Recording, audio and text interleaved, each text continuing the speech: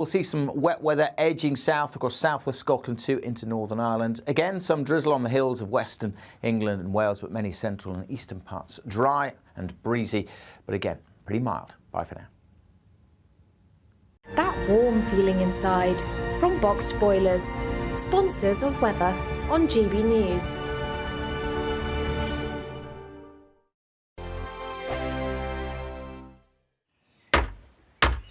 Who is it? We're here for the show. Welcome to the Dinosaur Hour with me, John Cleese. I was married to a therapist. And you survived? I thought we were getting Hugh Laurie. Second best.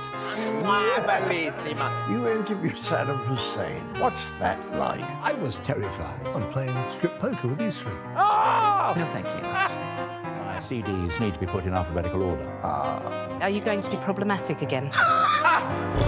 The Dinosaur Hour. Sundays on GB News. Good afternoon, Britain. Good afternoon, Britain. Join us, Tom and Emily, To find out what's happening in the heart of Westminster. and why it matters to you. Weekdays from midday, we bring you the most compelling stories from across the United Kingdom. And from your doorstep to our inbox, That's right, we want to hear from you, GB News. Britain's news channel. I think the most exciting bit for me is talking to people. People who I think are ignored often by the major news channels. We're going to give news they want to hear. There's a voice there that needs to be heard. I think there's a chance here for a diversity of opinion to be expressed, which you don't find elsewhere. It's really exciting. We don't hold back. We're free to say how decisions that are taken here Affects us all around the country. Only on GB News, the People's Channel, Britain's news channel. I'm Michelle Dewberry, and I'm not here to tell you what to think. I'd much rather hear what you have to say. So, send in your opinions to gbviews@gbnews.com. Keep them clean, and you never know, I might read them out. With my panel here on Jubes & Co, we debate, we get stuck into the issues of the day on a show where all views are welcome, especially yours. GB News, the People's Channel, Britain's news channel. In the GB Newsroom, we bring you the news as it happens. With our team of dedicated journalists across the UK, we're ready to give you accurate reporting every day. When the news breaks, we'll be there with bulletins on GB News, the People's Channel, Britain's news channel. Your weekend starts here with Friday Night Live with me, Mark Dolan, 8 till 9 on GB News. Big stories, big guests and big laughs as we get you ready for a cracking weekend. That's Friday Night Live with Mark Dolan. Fridays 8 till 9 on GB News. Bring your own drinks. The admission's free. GB News, unlike other broadcasters, isn't obsessed with the London-Westminster bubble. We think there's a nation beyond the M25, and that's why we talk about the issues that matter across the land. Join me on State of the Nation, 8 to 9 o'clock Monday to Thursday on GB News. Daisy's listening, and you should too.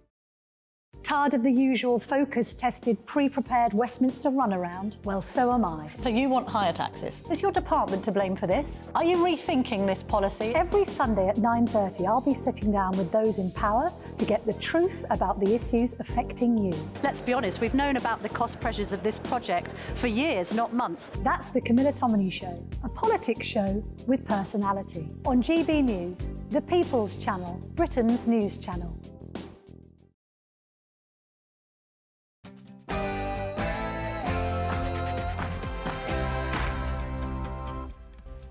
Good morning, I'm Peter Andre, alongside the wonderful Ellie Costello. This is Saturday Morning Live. Yeah, really good to have your company with us this morning. We've got lots coming up for you in the next hour. And to kick off, we're going to be asking what you made of Prince Harry winning his phone hacking case and winning over £140,000 in damages. But did he win, though? 15 out of 33 articles, it was found in this case, had actually been a result of phone hacking. And we'll be asking, what's it mean for the royal family? Yep, next we'll be going to an animal conservationist who has rescued hundreds of animals, including lions, tigers, no koala bears though. Rhys Oliver will be joining us in the studio to tell us his story. Plus, we'll be speaking to the Associate Director of Marie Curie, who will be telling us how they're helping people this Christmas who have lost a loved one. It is a very difficult time of year for so many people. It sure is. And with Christmas less than 10 days away, what are the chances of a white Christmas?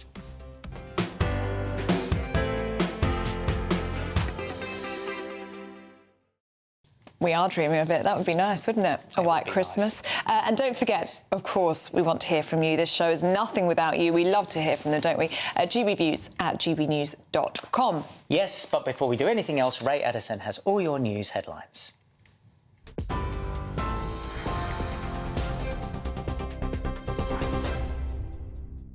Thank you both. Good morning. It's 1 minute past 10. Our top stories this hour. Rishi Sunak is set to discuss ways to tackle illegal migration with Italy's right-wing Prime Minister, Giorgia Meloni. The meeting, which is taking place in Rome, comes as he tries to win support from European allies to tackle irregular migration. During the trip, Mr Sunak will also attend an event organised by Meloni's Brothers of Italy party, which Elon Musk is also expected to attend.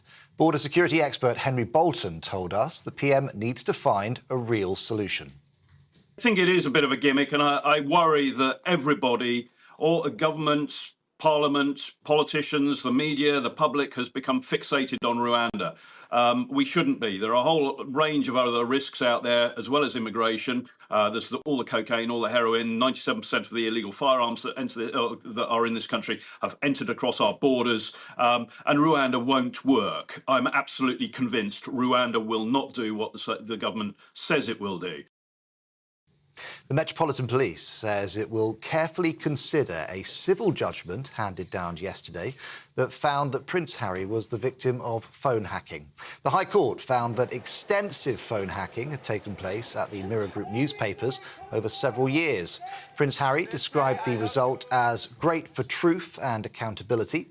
The Met says while it will consider the ruling, there is no ongoing investigation. British schoolboy Alex Batty, who went missing some 6 years ago in Spain, is expected to return to the United Kingdom this afternoon. The 17-year-old was just 11 when he vanished with his mother and grandfather. He was found on Thursday in France after leaving the spiritual commune where he was living with his mum. Alex's grandmother, who has legal custody, says she can't wait for them to be reunited. Charlie Hedges is a missing persons expert. He told us Alex made a very difficult decision. What's unusual is that he's been, from that young age, with them for so long and suddenly decided, I don't want to be here anymore, I want to make my own life, which is brilliant. And it smacks of him being in a much more capable position of dealing with it, whereas some children in these situations, and they're not that uncommon, become so brainwashed by the other parent that they don't really know what to do and don't understand what alternatives there are. Hundreds protested in Tel Aviv last night after Israel's military admitted mistakenly killing 3 Israeli hostages being held in Gaza. Now, the IDF says troops opened fire after Yotam Haim, Sama Talaka and Alon Shamirez were misidentified as a threat. The men had all been kidnapped by Hamas on the 7th of October. The IDF is now promising full transparency while they investigate the incident. Well, meanwhile, Iran claims to have executed an agent working for Israel's Mossad agency. In unverified reports, the country's state news agency says they were put to death in a jail in the southeast of the country. The unnamed person was accused of collecting classified information and providing documents to foreign services. Ukraine's air defense units have destroyed Russian drones as they attacked the country's capital. Kyiv's mayor said that 2 groups of unmanned Russian aerial vehicles were headed for the capital in the early hours of this morning. Witnesses reported hearing explosions as anti-aircraft units went into operation. Ukraine's Air Force saying it took down 30 of the 31 drones launched by Russia overnight after Moscow increased its air attacks in recent weeks. There have not been any reports of serious damage. Donald Trump's former lawyer, Rudy Giuliani, will appeal after being ordered to pay more than £116 million for falsely accusing 2 women of helping to rig the 2020 US presidential election. Giuliani defamed Wandrea Shea Moss and her mother, Ruby Freeman, when he claimed that surveillance footage showed them concealing and counting suitcases filled with illegal ballots in Atlanta, Georgia. As a result, they received a deluge of racist messages, including threats of lynching. Giuliani described the award as absurd. Vaping products were the fastest growing grocery category this year, reaching almost £900 million in sales. According to NIQ and The Grocer, it's the second year in a row that they've topped industry data. That's despite the Prime Minister saying the government would act to curb vaping among young people. Meanwhile, purchases of cigarettes, cigars and loose tobacco have all fallen sharply. And the death of Hollywood actor Matthew Perry has been ruled an accident from the effects of ketamine. Medical officials in Los Angeles say drowning was also a factor in his death. Police were called to the sitcom star's home in LA in October, where he was found unresponsive in his pool. He died at the age of 54. This is GB News across the UK on TV, in your car on digital radio and on your smart speaker by saying, play GB News. Now let's get back to Ellie and Peter.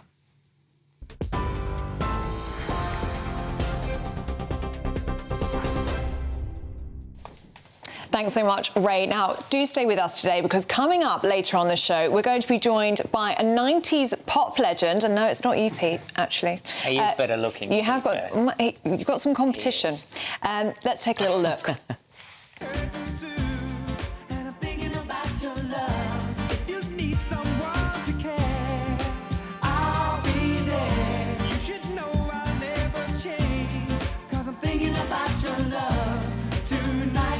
Yeah, looking forward to this. My goodness, you're singing it now. So earlier today, guys, I was singing it to you because you were going, what song was it? What song was it? And you haven't stopped singing it. No, it's very, very catchy. But are you going to sing it to him?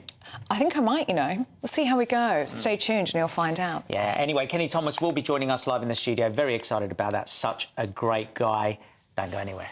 Now, this is a big story. One of the only stories in town, actually, this morning. Prince Harry has won a huge part of his phone hacking case and substantial damages against the Mirror Group newspapers. Yes, a High Court has ruled there was extensive phone hacking by Mirror Group newspapers between 2006 and 2011. Yeah, the Prince has been awarded just over £140,000 in damages for the distress caused to Prince Harry from the published articles. Joining us now to discuss this is royal expert and very good friend of mine, Jenny Bond. Hi, Jenny. Hello, hello. Talking about something very different this week to what we were talking about last week. But of course, you'll know about this. Now, the victory, it was victory for Prince Harry yesterday, yes. He wasn't there in person. Do you think he was watching it from his home? And how do you think he's feeling right now? Well, right now I should think he's tucked up in bed, sleeping like a baby, with his babies probably, and yeah, feeling very vindicated, which he has been. This is a big, big triumph for him. You know, I think it's been very courageous of him.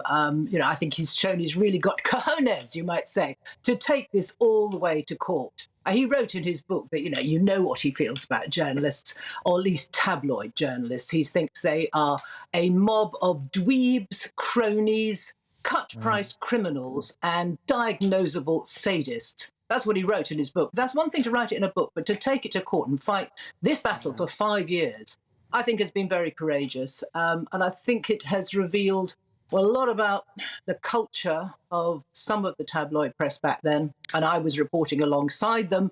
Absolutely not. Those tactics were not part of what I did or the BBC did, but I worked alongside them and I used to be quite mystified about how they got these exclusive royal stories. You know, I kind of thought, well, I'm not much of a journalist, am I? But now we know how they got them. It was sometimes by illegal means. Sorry, Jenny. Do you think it stems back from when he lost his mother and he's been traumatised and he's had this sort of vengeance ever since? Do you think it stems back from that? I think that we have to take ourselves back to that time. You're quite right, Pete. And I overnight have been thinking more about how awful it must have been for this young boy almost 13, but just 12 when his mother died. And we know how traumatic, obviously, that was for him. And then in those formative adolescent years, when he was trying to get his life back together and his head together, to feel so suspicious of everyone around him because things that he was doing in his private life, the mistakes that every adolescent makes, was front page news everywhere. And he began to be suspicious of everyone and everything, of his friends, of his family, of every relationship. And he feels very bitterly that it did ruin several of his friendships and relationships, notably with Chelsea Davy, his long-standing girlfriend. And I think it really mucked with his headspace, and a lot of his psychological problems, I think, have come from that. I mean, it's very clear, isn't it, that it's a very personal battle for Prince Harry. As you say, he spoke about his anxieties and also the impact on his relationships. But I was really quite struck by that statement yesterday outside court that was read by his barrister David Sherborne. And in it, he describes kind of taking on the tabloids as slaying a dragon. But he also says that this is just the start, doesn't he? He talks to the Metropolitan Police. He appeals to them directly and says that they should investigate for criminal charges. So my question to you, Jenny, is where do you think Prince Harry wants to take this? We know about the other cases with the other tabloids. He's obviously going to feel spurred on to do that. But do you think he wants to see people in jail over this? Oh, I think he'd very much like to see people in jail. To think back, people were in jail. One of the reporters I used to work alongside of the News of the World, Clive Goodman, he was jailed for using illegal methods to obtain information from the royal household. So it's happened before. Andy Coulson was also jailed. And I think, Harry feels that's exactly what he would like to happen, notably probably to Piers Morgan, who obviously denies any wrongdoing in this. But I think the kitchen is getting quite hot, actually, for people like Piers. And some of the executives who the judge said, executives of the Mirror Group, at least two, the judge deemed that they had known and they had turned a blind eye to it. There's a lot of questions still to be answered. Of course, Harry's still got court cases going on against the Mail and the Sun, and he must be feeling, pretty confident about those now. Much being on the show, and lovely seeing you. I must get your number, Jenny. I have to get a number because we know each other, but we don't actually get to talk to each other. You should have a chat on the phone. Thank you so much, Jenny. And just very important to say as well that Piers Morgan did make a statement yesterday and said that he had never hacked a phone or never told anybody to hack a phone either. So just very important to say that. Do want to welcome our panel this morning. We've got Tommy Sandu, the comedian, with us this morning, and Joanna Jarju, who is the former Apprentice runner-up and now a political commentator. Can I just point out, Pete, we just did a story on phone hacking, and he went, Jenny, I must get your number. Jenny's going, why? See? Why does he want my number? From me? What does he want? Exactly. Like, want to listen into Jenny's phone calls. That probably wasn't the right thing to say at that point. Late night Bond phone calls. Is like, exactly. Like, I must get your number. My brain works in very, very strange ways. It's a beautiful brain. It works in strange ways. So what did you guys make of Prince Harry's victory yesterday? Some people saying it's not actually a victory. Only 15 out of the 33 cases were found to be as a result of phone hacking and illegal means, and £140,000 damages. He was going for 440. What do you think, Joanna? I think for Prince Harry, it was probably the principle. You know, if he'd have won just one, he would have just thought, you know what, I've actually proved a point, because for a long time, people have been saying that he doesn't have a case, that he was paranoid and things like that. So I think even just for himself, I think he'll be able to sleep a little bit better tonight and in the future. And I think for the other cases as well that he's probably going to go with, he's probably going to go harder, like he said, and this is just going to spur him on even more. And I think it's a good thing for him, he's probably doing it in the name of his mother, all the things that she went through. And it's sad, and I just think sometimes, we should have a bit of empathy, for everything that he's gone through, rather than just kind of say, well, because really he didn't sign up for this. For other people who are famous, you could say, well, it comes with the territory, so I feel bad for him. I mean, do you think it's caused more friction between him and his family, or do you think that this is almost like them going, OK, well, he's done something, he's won something that he was saying he was going to win? Where do you think he stands with them now? I mean, I think obviously the relationship was already fractured anyway, and there were kind of rumours that they'd said to him, it's basically a suicide mission if you go with this. And it's a bit embarrassing, to be honest, you know, from their point of view, because really, if he'd have lost, then they could have said, well, told you so, you know, especially from his dad. But it doesn't help relationships, does it? Because he's just going to carry on doing this, and it's sad because we forget as well, as don't we, that it's a family at the end of the day, so... Tommy, what do you think? Legal battles, when they go on for years like this, they're exhausting. They have a whole toll on families. You've got to...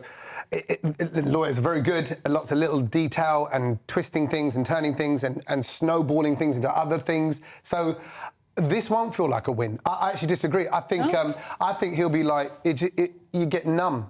If you've been through this for years and fighting your case and fighting for your integrity and fighting for your voice... I don't think you come away and go, yay, 140 grand. I know it's a lot of money. Of course it's a lot of money if that landed in your bank account. But... Maybe not to Prince Harry, Not to Prince Harry. And also, it probably doesn't go towards years of sleepless nights, of worry, of pressure, of feeling like your privacy's been invaded, of all that, of your private life being shared. There's no amount of money that we would get for that kind of, of exposure. The thing is, right, you know, and maybe I'm just putting it out there, but you've got to also look at the other side, that there's a lot of journalists that are really nice and a lot of media that are nice. And when you want, you know, when you want them, they can be very kind to you.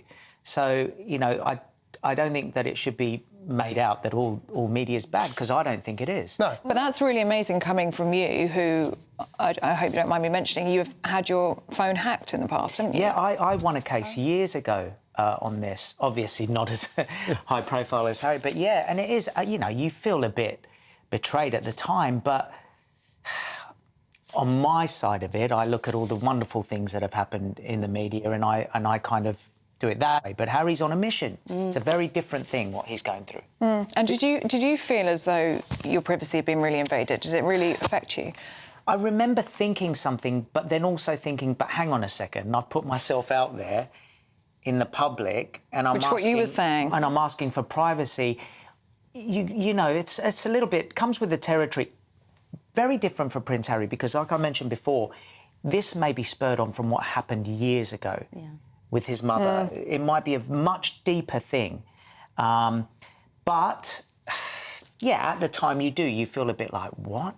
Now, what else have they heard? What's going on? Do you know what's probably lit the fire as well for him is obviously everything that Meghan has gone through. I think that he was already annoyed. It's one of those things, isn't it? You get a lot of, you know, I guess family men that are saying, you know, that would say, do it to me, but don't do it to the people that I love, you know? And I think he's got that kind of protective thing now that he's a father and a husband, and it would have been just so much more difficult. And he probably would have felt like he's got a support system now. Yeah. But now I think those other legal cases would I can imagine them being dropped or settled very quickly. I think with a win like this, it sets a precedent. Precedent is everything in kind of the legal world. So if they've kind of go, he's just won there, do you really want to go down this lengthy, expensive, exhausting process to fight another couple of cases with other papers? If I were those other papers, I'd be saying, let's tie this up, let's settle it, you know, privacy, disclosure, you know, no non-disclosure agreement kind of thing, and let's all move on. Well, we'll have to wait and see. I believe there's 4 other cases that Prince Harry is taking out against tabloids at the moment. Do let us know what you make of that story. gbnews@gbnews.com.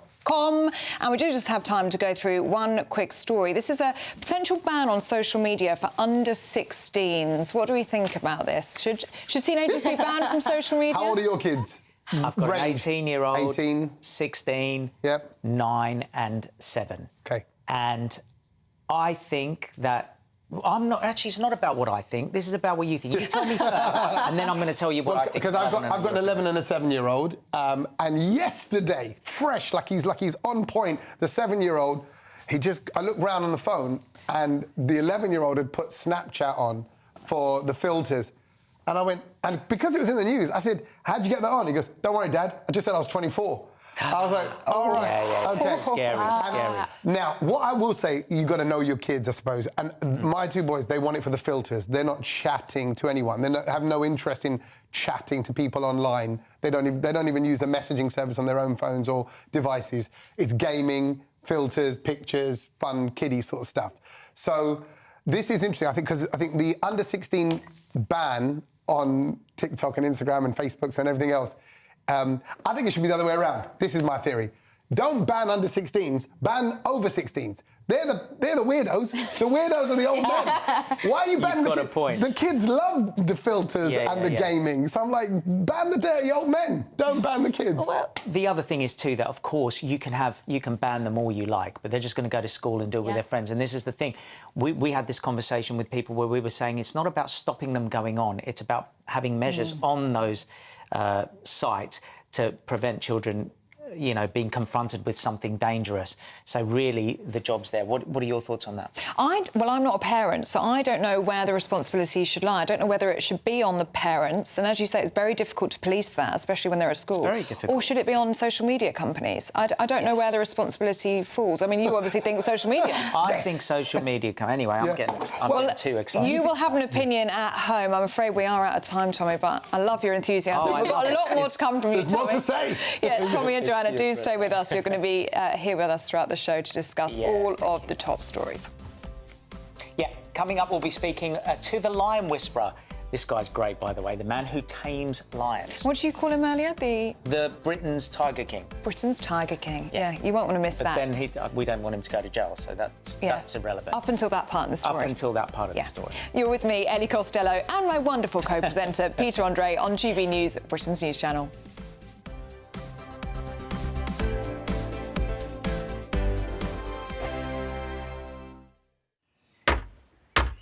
Who is it? We're here for the show. Welcome to the Dinosaur Hour with me, John Cleese. I was married to a therapist. And you survived? I thought we were getting Hugh Laurie. Second best. You interviewed Saddam Hussein. What's that like? I was terrified. I'm playing strip poker with these three. Oh! No, thank you. My CDs need to be put in alphabetical order. Are you going to be problematic again? The Dinosaur Hour. Sundays on GB News. Good afternoon, Britain. Good afternoon, Britain. Join us, Tom and Emily, To find out what's happening in the heart of Westminster. and why it matters to you. Weekdays from midday, we bring you the most compelling stories from across the United Kingdom. And from your doorstep to our inbox. That's right, we want to hear from you. GB News, Britain's news channel. I think the most exciting bit for me is talking to people. People who I think are ignored often by the major news channels. We're going to give news they want to hear. There's a voice there that needs to be heard. I think there's a chance here for a diversity of opinion to be expressed, which you don't find elsewhere. It's really exciting. We don't hold back. We're free to say how decisions that are taken here affects us all around the country. Only on GB News, the People's Channel, Britain's news channel. I'm Michelle Dewberry, and I'm not here to tell you what to think. I'd much rather hear what you have to say. So send in your opinions to gbviews@gbnews.com. Keep them clean, and you never know, I might read them out. With my panel here on Jubes & Co, we debate, we get stuck into the issues of the day on a show where all views are welcome, especially yours. GB News, the People's Channel, Britain's news channel. In the GB Newsroom, we bring you the news as it happens. With our team of dedicated journalists across the UK, we're ready to give you accurate reporting every day. When the news breaks, we'll be there with bulletins on GB News, the People's Channel, Britain's news channel. Your weekend starts here with Friday Night Live with me, Mark Dolan, 8 till 9 on GB News. Big stories, big guests and big laughs as we get you ready for a cracking weekend. That's Friday Night Live with Mark Dolan. Fridays 8 till 9 on GB News. Bring your own drinks. The admission's free. GB News, unlike other broadcasters, isn't obsessed with the London-Westminster bubble. We think there's a nation beyond the M25, and that's why we talk about the issues that matter across the land. Join me on State of the Nation, 8 to 9 o'clock, Monday to Thursday, on GB News. Daisy's listening, and you should too. Tired of the usual focus-tested, pre-prepared Westminster runaround? Well, so am I. So you want higher taxes? Is your department to blame for this? Are you rethinking this policy? Every Sunday at 9:30, I'll be sitting down with those in power to get the truth about the issues affecting you. Let's be honest, we've known about the cost pressures of this project for years, not months. That's the Camilla Tominey Show, a politics show with personality. On GB News, the People's Channel, Britain's news channel.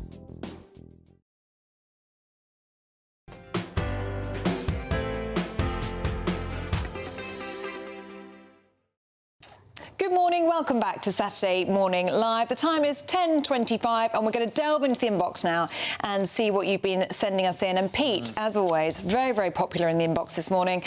Paul says, Peter, you are such a nice bloke. Paul, thank you. That's Isn't very, that lovely? very kind. That's very it's nice. It's only his third week. You know what, though? And they love you. I really appreciate you. See, I'm moving on from that. Thank you very kindly. He gets uncomfortable, so... Sue says, and this is a really good point, this is the thing, when you talk about, your opinions and what's going on. Sue says here about Prince Harry, she says, Pete, let's not forget William lost his mother as well. And that is a very, very good point because they've taken two very different approaches. But, yeah. We're all different. We're all different. Right, and I think that you can see that with both princes. Yeah. They have dealt with their grief in different ways. Ted has said it's a pity that the tabloids have spoiled the relationship between Harry and Chelsea, and then he had to settle for Meghan. Not a Meghan fan, Ted, that's clear to say. He deserved much more, says Ted. Pat in Peterborough says, just fed up with Harry's excuses. There's so many children who have lost parents when very young and are not bitter and twisted. That's his point of view, I guess. Yeah, definitely. Do keep those views coming in, gbviews@gbnews.com, about any of the stories that we're talking about today. Now, the Lion Whisperer, Britain's Tiger King, the man who tames lions, animal conservationist Rhys Oliver, really nice guy, has dedicated his life to animals, rescuing hundreds of them, including lions, and he's here. Yeah, well, he first rescued 2 African lions from being euthanised after an Eastern European circus was shut down. Yeah, Rhys works closely with various conservation projects to re-wild animals, preserve endangered species and to stop the illegal animal trade. He's a busy man and we're delighted to be joined by the very man himself, Rhys Oliver. Very good morning to you, Rhys. Really good to see you this morning. I mean, you're incredible. So many of our viewers are going to absolutely love you because we are animal lovers here on GB News. How did you start? So you rescued these 2 African lions from the circus? Yeah, so I got the heads up that this circus was being closed down, so I got the right permits, jumped in my truck, drove straight to the Czech Republic and was basically had to feed, because they were so young, I had to feed them every 2 hours and stop every 2 hours, going to the service station, sterilise the bottle, fill it with milk, then feed them, then clean them, and then every 2 hours all the way back. It took like nearly 2 days to get home, so yeah, it was quite a surreal experience. What made you want to do it? I've always had a love of animals. I always remember when, I think it was written in the stars, I used to be a show jumper.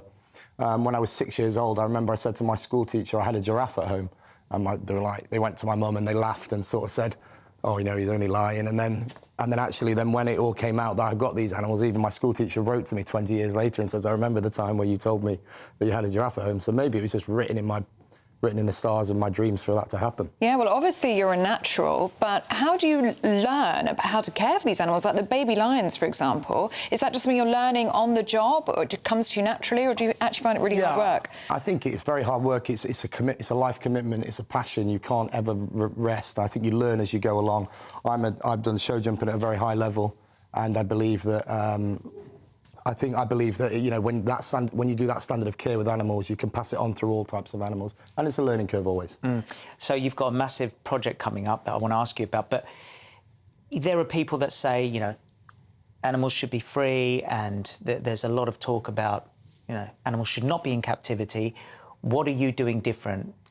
I think what we do is all my enclosures are much more than the minimum. I don't believe any animal should be in captivity. I believe there isn't a cage big enough for any animal, but unfortunately, human beings are the reason that is there. And what I would like to do, everything we do is try to be sustainable. And eventually, if my life goal is before I die, there could be even half the amount of animals in captivity, then I would have achieved my life goals. That's an incredible aim. We're just seeing some incredible footage here of you in your private zoological collections, all these animals you've got on your land. I mean, look at that. Absolutely incredible, the way that you are with the lions. How many animals have you actually got on your land? We've got quite a lot. We've got a couple of hundred, ranging from otters to pumas to lions, lemurs, tapirs, kangaroos, wallabies. So, yeah, loads of different... You got kangaroos? Yeah. Well, we were just saying before about there were no koalas, but you've got kangaroos. Yeah, so he's happy now. And so tell us about this project, because this is a lot of investment to get this happening. Yeah, it's been a dream of mine. I wanted to basically, the way I'm doing it now, I need to be able to bring finances in to be able to help more animals and create better facilities. So we're going to basically create a UK stay location where people can come and stay, look at the animals in the lodges. It's going to be a fully carbon negative, sustainable site. And we're going to have an education and therapy centre because we believe it's important to teach the people of tomorrow about sustainability, conservation, and basically what animals are here for and what they've been here for. So, and also it helps with people with disabilities and sort of learning disabilities because it's quite therapeutic. Animals are therapeutic, and I've proven it with people who have been to my place who have sort of those unfortunate disabilities, and they leave with a much positive energy when they leave. I mean, that is an incredible mission, isn't it? Because education is so much to do with preserving animals and keeping them safe. Yeah, 100%. It's not taught enough in schools, and I think if people even think a little bit more about their green footprint and about sustainability, and the animals will be able to thrive in their home environment a lot easier. And what do they get to do when they're there, apart from, even they just get to watch the feeding? I had a young boy came. He was 4 years old. He's got a brain tumour. He's going to die. He's blind. Unfortunately, he's not going to survive. If you could see the glow that when he left, the glow that was inside him was just phenomenal. Phenomenal. He can't even see them, but just to be in the presence of near him, it's just an incredible thing to see. And until you actually see it, it's very hard to know. But we want to do that. We don't want to charge people for that. We want to be able to. All our education is going to be funded by the facility because I think it's very important for that to happen. And when will it be open, the new facility? I'm hoping we're just going through the final planning stage. I'm hoping at the end of 2024 or middle of 2023. End of 24 will be open. Well, best of luck with the new project. Sounds absolutely amazing and brilliant work that you do. Aren't animals just amazing, just what they do for us? Thank you so much, Rhys. Now, how would you like to win £10,000 cash, brand new tech and shopping vouchers? Yes, please, that'd be nice. How do we do it? Well, you could be the winner of our very first Great British giveaway. Here's all the details on how you can make those prizes yours. It's the Great British Giveaway, your chance to grab some amazing prizes and start your new year the right way. You could win an incredible £10,000 in tax-free cash to spend on anything you like. Imagine having all of that extra cash in your bank account. We'll also bring you bang up to date with the very latest iPhone 15 Pro Max. And we'll give you £500 worth of shopping vouchers to spend in the store of your choice. For another chance to win the iPhone, the vouchers and £10,000 cash, text GBWIN to 84902. Text costs £2 plus one standard network rate message. Or post your name and number to GB01, PO Box 8690, Derby DE1 9TT. UK only. Entrance must be 18 or over. Lines close at 5 p.m. on Friday the 5th of January. Full terms and privacy notice at gbnews.com/win. Good luck. The very first competition. Yeah, it's good, isn't it? Yeah, coming up, we'll be discussing how Mary Curie are helping families who've lost loved ones this Christmas. Yeah, really important work. Plus, we'll be getting the verdict on whether we could be getting a white Christmas. That would be nice, wouldn't it? It would be nice. You're with me, Peter Andre, and my wonderful co-presenter, Ellie Costello. You're with Saturday Morning Live on GB News. Wake up to the headlines with Headliners every morning at 5 a.m. We treat you to the day's biggest stories before anyone else, 7 days a week. You can catch up on everything you need to know before you've even had your kippers. Headliners every morning at 5 a.m. only on GB News, the People's Channel, Britain's news channel. I'm Andrew Doyle. Join me at 7 o'clock every Sunday night for Free Speech Nation, the show where I tackle the week's biggest stories in politics and current affairs with the help of my two comedian panellists and a variety of special guests. Free Speech Nation, Sunday nights from 7 on GB News, the People's Channel, Britain's news channel. Big news, big debates, big opinion. Patrick Christie's Tonight is the week's biggest show. Every weekday, 9 to 11 p.m, we've got the inside track on the day's top stories. There'll be sharp takes you won't get anywhere else. We will set the news agenda, not just follow it, and I want to bring you along for the ride. Whatever it is, we'll have our finger on the pulse. It's news, but it's this close to entertainment. Patrick Christie's Tonight, 9 to 11 p.m, only on GB News, the People's Channel, Britain's news channel. Now then, Lee Anderson here. Join me on GB News on my show, The Real World, every Friday at 7 p.m. I'm not eating bloody cat. Are you Delicious. mental? Open your mouth. OK, here comes a train. Reminds me of the scene in Singing in the Rain. Adam, is that a good one? Whoa! Join me at 7 on GB News, Britain's news channel. What you get for breakfast is something that, if we do our jobs right, you will wake up to news that you didn't know the night before. It's a conversation. It's not just me and Eamon. We want to get to know you, and we want you to get to know us. From 6, it's Breakfast with Eamon and Isabel. Monday to Thursdays on GB News. Britain's news channel. There's only 3 people you can trust in life. Your doctor, your lawyer, and your nana. I'm not sure. So join me, Nana Aquare, at 3 p.m. every Saturday and Sunday, where we discuss the biggest topics of the weekend. Be ready for battle. Could you be quiet? What is this? It's my new teeth. It's your new teeth. I don't bite. Well, not without a good reason. Always honest, always fun. Every weekend at 3 p.m. on GB News, the People's Channel, Britain's news channel. Every Sunday from 11, join Michael Portillo. There will be topical discussion, looking at the week before and the week to come. So kick back and relax at 11 a.m. on Sundays on GB News with me, Michael Portillo. GB News, the People's Channel, Britain's news channel. I'm Michelle Dewberry, and I'm not here to tell you what to think. I'd much rather hear what you have to say. So send in your opinions to gbviews@gbnews.com. Keep them clean, and you never know, I might read them out. With my panel here on Jubes & Co, we debate, we get stuck into the issues of the day on a show where all views are welcome, especially yours. GB News, the People's Channel, Britain's news channel. Have a great Saturday night with me, Leo Curse, on the Saturday Night Showdown.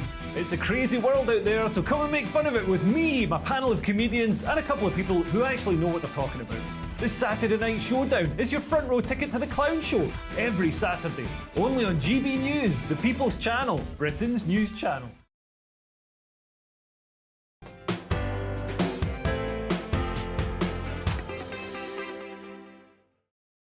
Welcome back to Saturday Morning Live with Ellie and I. Now, for most of us, Christmas time is spent enjoying the festivities, eating mince pies and being among family. But every year there will be those around us and around you who are struggling with loss and bereavement. Yeah, several families may be facing their last Christmas with a loved one, or the first without them. It will be a really, really difficult year for them. So we're asking, who and where do you turn to for support? Well, the team at Marie Curie, the UK's leading end-of-life charity, will be giving up their Christmases to make sure that anyone who seeks help through their support line will have a friendly voice to speak to on the other end.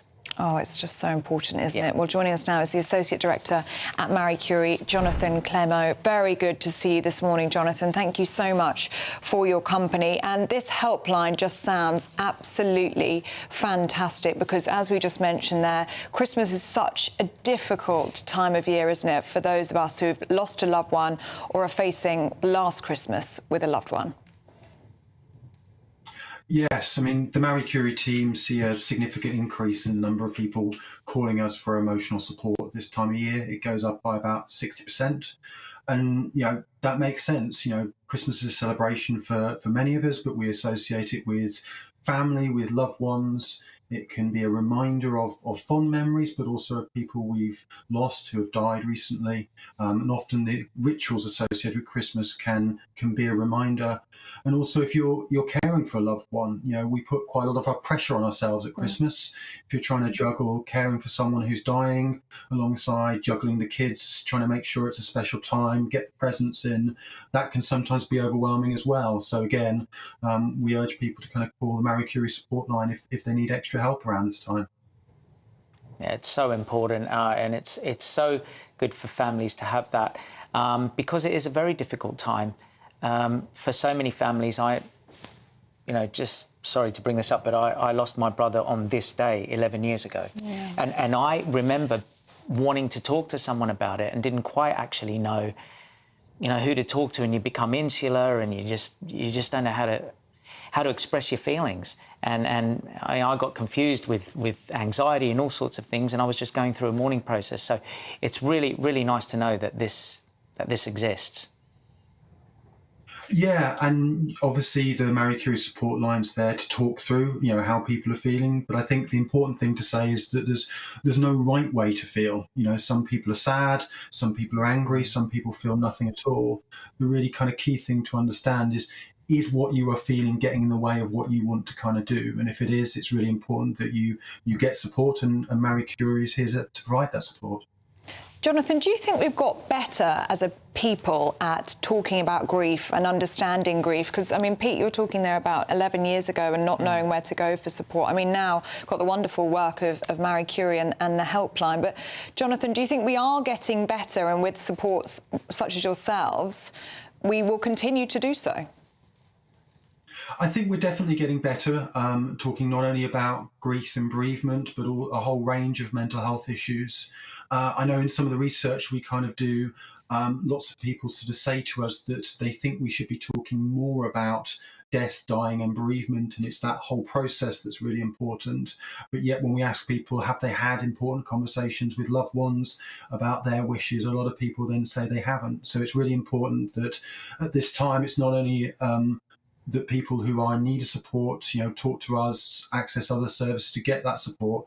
But we also take the opportunity to check in with our loved ones, ask them about how they're feeling, but also start to talk to them about their wishes at end of life and how we can best prepare for that as people important in their lives.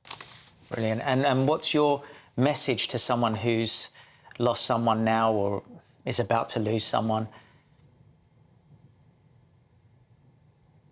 I think, firstly, again, there's no right way to feel. If it's helpful, talk to people, call our phone number, talk to friends and family. That can help. Thinking about special places, rituals that help you remember that loved one or make special memories of that loved one are all important things to kind of be doing. But again, it's really, really important if you're not feeling you're coping, if you're feeling that caring for that individual or the memory of the death of that loved one is getting in the way of what you want to do in life, that you seek support from friends, from families, from services like Marie Curie. Really, really good advice. Thank you so much, Jonathan Clemo. He's the Associate Director at Marie Curie, and what important work that you do. Thank you so much, Jonathan. And if you have lost a loved one and you are about to experience a Christmas without them, we are sending you so much love, and our thoughts, of course, are with you. It's a really, really difficult time, isn't it, for lots of people. Now, on the theme of Christmas, picture this. It's Christmas Day, you've opened your presents, you've eaten too many pigs in blankets, and you're sat on the sofa with a nice glass of fizz. Sounds perfect, doesn't it? But what could make the day even better? I know. A white Christmas, right? A white Christmas, yes. Well, the last time we saw an actual white Christmas, would you believe, 13 years ago. Really? Yeah, 13, a long time ago. So what are the chances of it happening again this year? By the sounds of it, none. We're now joined by legendary weatherman John Ketley. John, will we finally be having a white Christmas? You look very festive. Well, thank you very much, Peter. I'm feeling quite festive already, and we're still 9 days away. It's unbelievable, isn't it? 9 days. We talk about a week as a long time in politics. 9 days is an eternity when it comes to my world, because the weather is all over the place, quite honestly, at the moment. We've seen some very mild conditions. We've seen some colder weather in the past few days. And just 12 months ago, we were actually just coming out of a very cold December, cold snapping December. We had some pretty heavy snow around this time. So it's not unprecedented to get snowfall in December. It's just that it's so rare on the big day itself. And this year is no different, because looking at my charts, we've got all sorts of things going on in the next 9 days. The general trend is really for a green Christmas rather than a white one. But I'm not going to just stop with that because everything's up in the air, literally. And it does look as though these different computer models which I use are at variance the whole week through. So we're going to see a lot of mild winds, strong winds, but temperatures in double figures in many southern and western parts of the UK. Every now and again, though, across the northeast of Britain. So we're looking mainly at Scotland into northeast England. We get these colder Arctic winds trying to come south. Now, Christmas Eve, for example, is the big question mark. On Christmas Eve now, some places could see some heavy snow showers. Oh. Many other places in the south and west, as I say, hang on to this milder weather.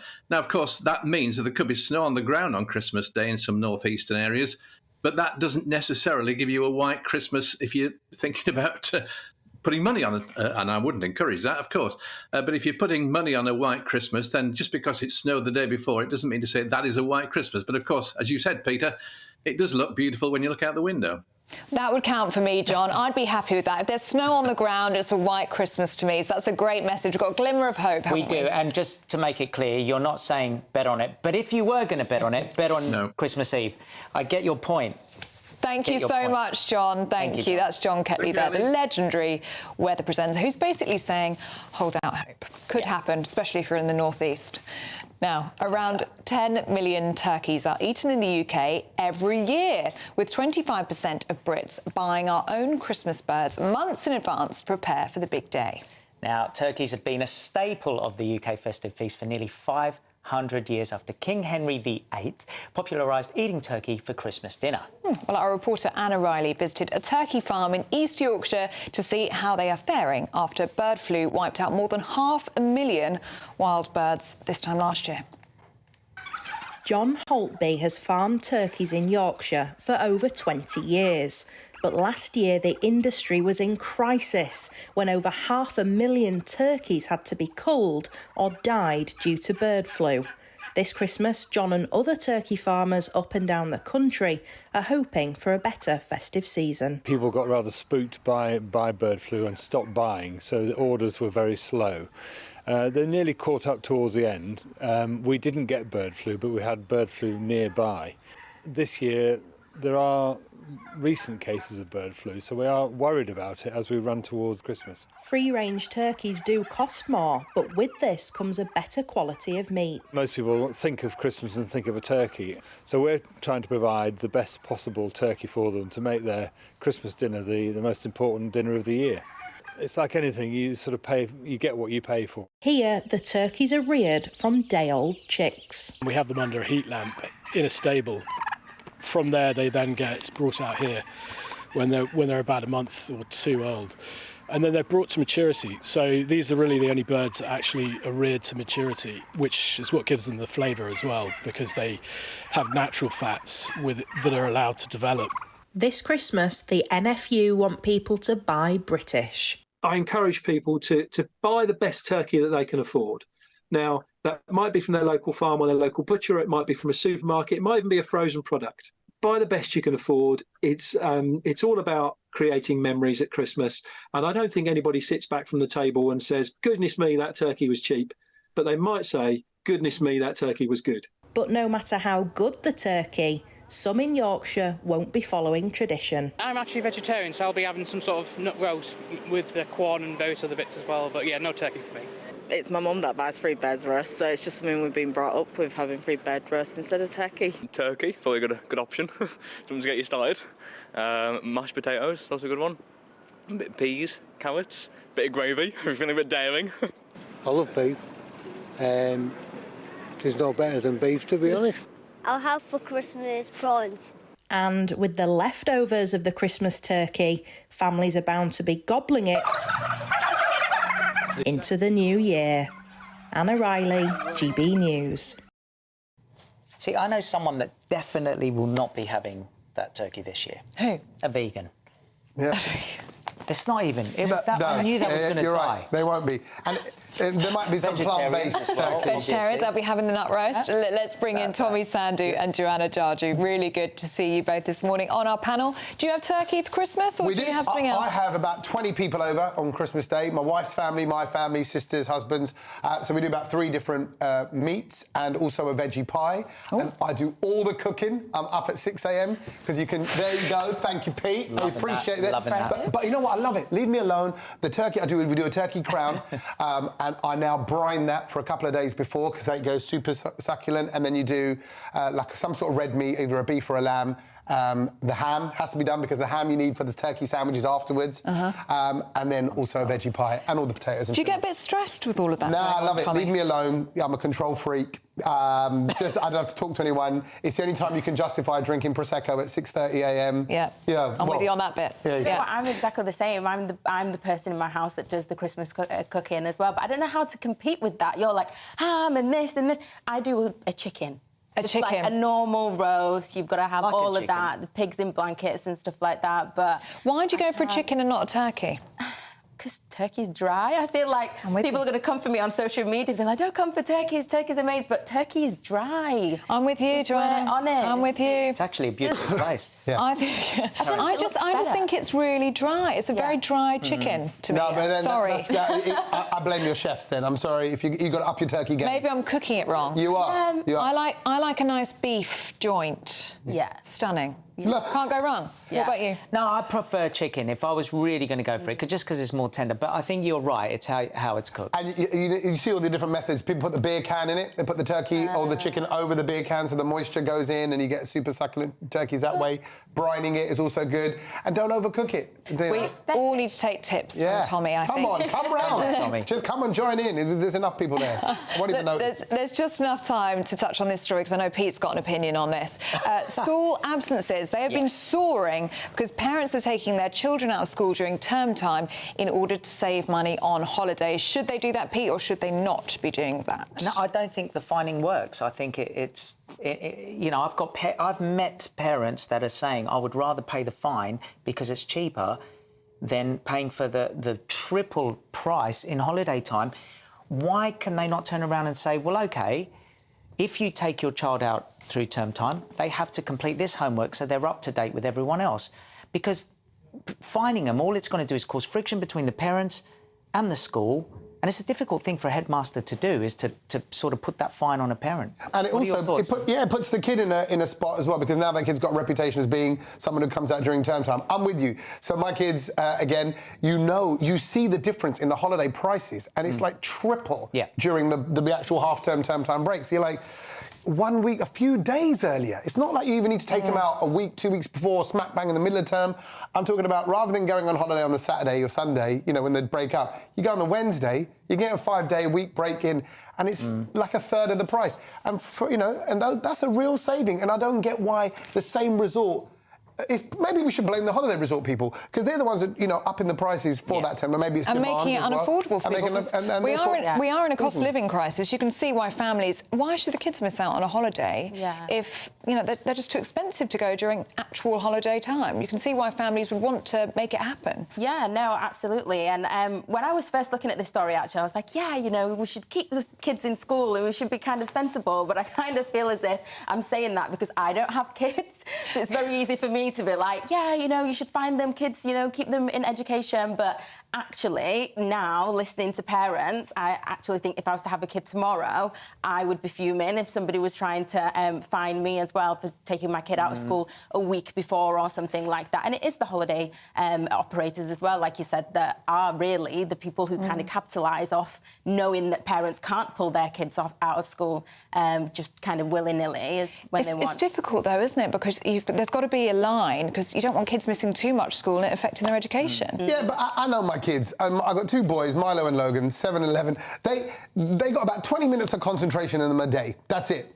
So, like, them coming out of school for a day, I'll be honest, they're not losing out on too much. All right, Tommy, Joanna, thank you so much. You're going to be back with us. Thank you very much indeed. Don't go anywhere. We're going to be sitting down with the absolute legend that is Kenny Thomas. Yes, and don't forget to send us your questions about the stories in the news this week.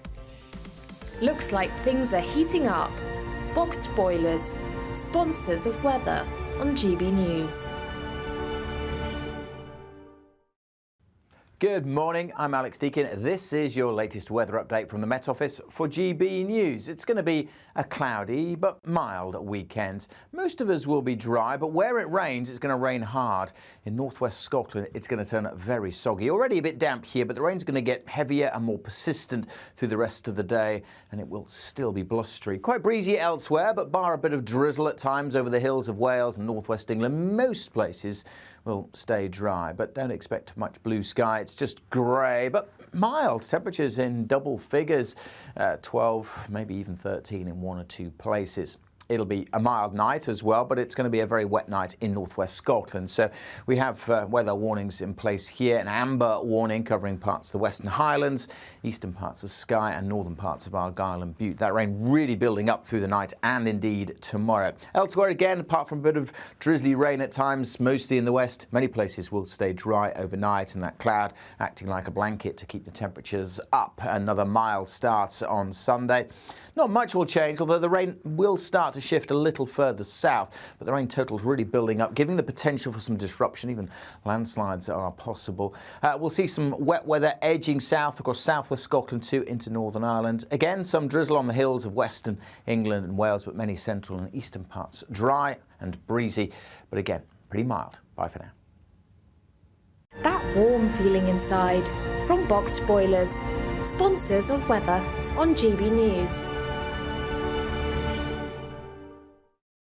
Hello, thank you for being a big part of GB News. We'd like to wish you and your loved ones a Christmas season full of comfort and joy, as well as a peaceful and prosperous new year. From our family to yours. We are proud to be your channel. Merry Christmas. Happy Christmas. Merry Christmas. Happy Christmas. Merry Christmas. Merry Christmas. Merry Christmas. Here on GB News. The People's Channel. Merry Christmas.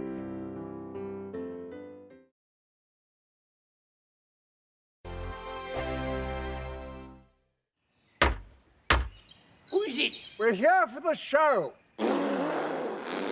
Welcome to the Dinosaur Hour with me, John Cleese. I was married to a therapist. And you survived? I thought we were getting Hugh Laurie. Second best. You interviewed Saddam Hussein. What's that like? I was terrified. I'm playing strip poker with these three. Ah! No, thank you. My CDs need to be put in alphabetical order. Are you going to be problematic again? The Dinosaur Hour. Sundays on GB News. Good afternoon, Britain. Good afternoon, Britain. Join us, Tom and Emily, To find out what's happening in the heart of Westminster. and why it matters to you. Weekdays from midday, we bring you the most compelling stories from across the United Kingdom. And from your doorstep to our inbox. That's right, we want to hear from you. GB News. Britain's news channel. I think the most exciting bit for me is talking to people. People who I think are ignored often by the major news channels. We're going to give news they want to hear. There's a voice there that needs to be heard. I think there's a chance here for a diversity of opinion to be expressed, which you don't find elsewhere. It's really exciting. We don't hold back. We're free to say how decisions that are taken here affect us all around the country. Only on GB News, the People's Channel, Britain's news channel. I'm Michelle Dewberry, and I'm not here to tell you what to think. I'd much rather hear what you have to say. So send in your opinions to gbviews@gbnews.com. Keep them clean, and you never know, I might read them out.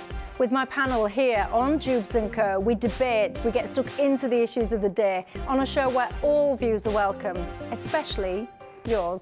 GB News, the People's Channel, Britain's news channel. In the GB Newsroom, we bring you the news as it happens. With our team of dedicated journalists across the UK, we're ready to give you accurate reporting every day.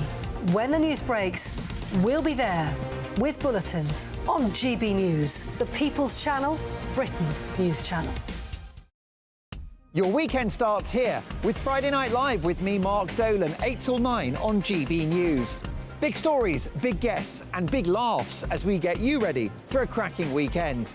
That's Friday Night Live with Mark Dolan. Fridays 8 till 9 on GB News. Bring your own drinks. The admission's free. GB News, unlike other broadcasters, isn't obsessed with the London-Westminster bubble. We think there's a nation beyond the M25, and that's why we talk about the issues that matter across the land. Join me on State of the Nation, 8 to 9 o'clock, Monday to Thursday, on GB News. Daisy's listening, and you should too. Tired of the usual focus-tested, pre-prepared Westminster runaround? Well, so am I. So you want higher taxes? Is your department to blame for this? Are you rethinking this policy? Every Sunday at 9:30, I'll be sitting down with those in power to get the truth about the issues affecting you. Let's be honest, we've known about the cost pressures of this project for years, not months. That's the Camilla Tominey Show, a politics show with personality. On GB News, the People's Channel, Britain's news channel.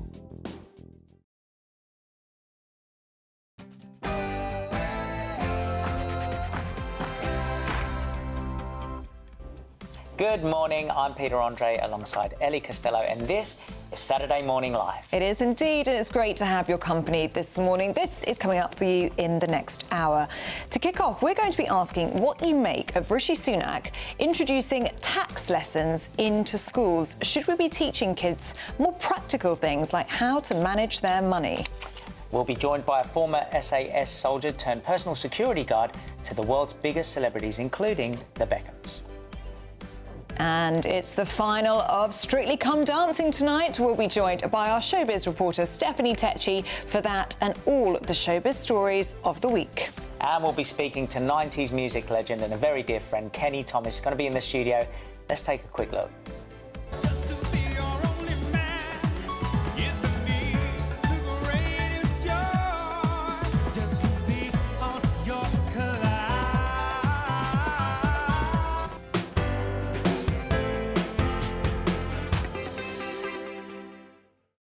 Those are the good old days, weren't they, Pete? The 90s. It wasn't that long ago. What are you talking about?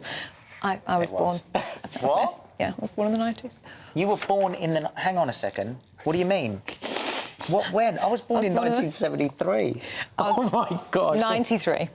93? Yeah. Moving on swiftly. Sorry. Yes, let's have a look at your email, shall we? We've had a lovely one in, actually, that's made us smile. Yeah. Gwyneth, she says, Ellie and Peter, thank you for being brilliant presenters. You've lifted my spirits today. Just got my 90-year-old husband back from the hospital today after surgery, and we are smiling at your programme together. Bless you. That means a lot to us, doesn't it? It does, because that's what we're going for, aren't we? Yeah, and thank you, and I hope he's OK. Yeah, again, sending lots of love to you and your husband. Right, before we get into the rest of the show, let's get all of your news headlines with Ray Addison.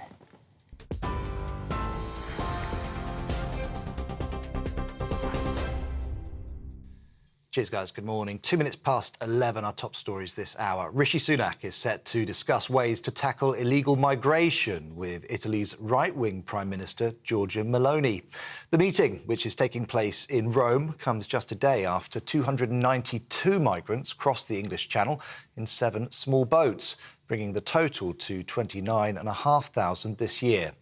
The PM is hoping to win support from European allies to tackle irregular migration. Border security expert Henry Bolton told us he needs to find a real solution. I think it is a bit of a gimmick, and I worry that everybody, all governments, Parliament, politicians, the media, the public has become fixated on Rwanda. We shouldn't be. There are a whole range of other risks out there, as well as immigration. There's all the cocaine, all the heroin. 97% of the illegal firearms that that are in this country have entered across our borders. And Rwanda won't work. I'm absolutely convinced Rwanda will not do what the government says it will do. The Metropolitan Police says it will carefully consider a civil judgment handed down yesterday that found that Prince Harry was the victim of phone hacking. The High Court found that extensive phone hacking had taken place at the Mirror Group newspapers over several years. Prince Harry described the result as great for truth and accountability. The Met says that while it will consider the ruling, there is no ongoing investigation. British schoolboy Alex Batty, who went missing some 6 years ago in Spain, is expected to return to the UK this afternoon. The 17-year-old was just 11 when he vanished with his mother and grandfather. He was found on Thursday in France after leaving the spiritual commune where he was living with his mum. Alex's grandmother, who has legal custody, says she can't wait for them to be reunited. Charlie Hedges is a missing person expert. He told us Alex made a very difficult decision. What's unusual is that he's been, from that young age, with them for so long and suddenly decided, I don't want to be here anymore, I want to make my own life, which is brilliant. And it smacks of him being in a much more capable position of dealing with it, whereas some children in these situations, and they're not that uncommon, become so brainwashed by the other parent that they don't really know what to do and don't understand what alternatives there are. Hundreds protested in Tel Aviv last night after Israel's military admitted mistakenly killing 3 Israeli hostages being held in Gaza. The IDF says troops opened fire after Yotam Haim, Samer Tal-Alka and Alan Shamriz were misidentified as a threat. The men had all been kidnapped by Hamas on the 7th of October. The IDF is now promising full transparency while they investigate the incident. Ukraine's air defence units have destroyed Russian drones as they attacked the country's capital. Kyiv's mayor saying that 2 groups of unmanned Russian aerial vehicles were headed for the capital in the early hours of this morning. Witnesses reported hearing explosions as anti-aircraft units went into operation. Ukraine's Air Force saying it took down 30 of the 31 drones launched by Russia overnight, with no reports of serious damage. Some more international news. And Donald Trump's former lawyer, Rudy Giuliani, is to appeal after being ordered to pay more than £116 million for defaming 2 women. Giuliani claimed that surveillance footage showed 2 election workers, Wandrea Shea Moss and her mother, Ruby Freeman, concealing and counting suitcases filled with illegal ballots. Now, they received a deluge of racist messages as a result, including threats of lynching, and were forced to relocate. Giuliani's falsely claimed that he'd been blocked from presenting his own evidence and described the payout as absurd. Well, back here, the RAC says petrol prices have fallen to their lowest price in more than 2 years. A litre of unleaded petrol now costs an average of 142.57 pence. That's a price not seen since the end of October 2021. However, diesel prices have not fallen. The news comes during one of the busiest times of year on the roads, with experts saying that prices should continue to fall steadily every day in the run-up to Christmas. Vaping products were the fastest growing grocery category this year, reaching almost £900 million in sales. According to research by NIQ and The Grocer, it's the 2nd year in a row that they've topped industry lists. That's despite the PM saying that the government would act to curb vaping among young people. Meanwhile, purchases of cigarettes, cigars and loose tobacco have all fallen sharply. And finally, the death of Hollywood actor Matthew Perry has been ruled an accident from the effects of ketamine. Medical officers in Los Angeles say drowning was also a factor in his death. Police were called to the sitcom star's home in LA in October, where he was found unresponsive in his pool. He died at the age of 54. This is GB News across the UK on TV, in your car, on digital radio and on your smart speaker by saying, play GB News. Now let's get back to Ellie and Peter.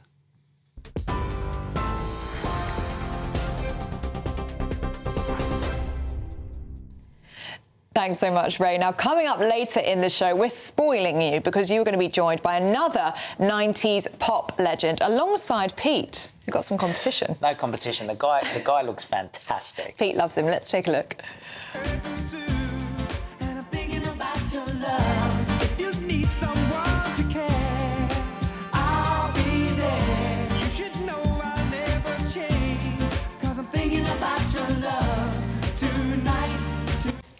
What a song. Do your version. No, that was lovely. No, treat not us, yet. please. I'll do it later when he comes in. But we want to hear it from him. Yeah, but you're very good as well. It's a real treat listening to you sing. I can't wait for Kenny Thomas, because I love Kenny Thomas, and he's going to be joining us live in the studio. A lot of his fans are really excited that he's going to be on the show, so it's going to be great. 2 legends, yes, end of the show, so please don't go anywhere. Now, taxes are tough enough to get your head around, even as someone who is used to paying them.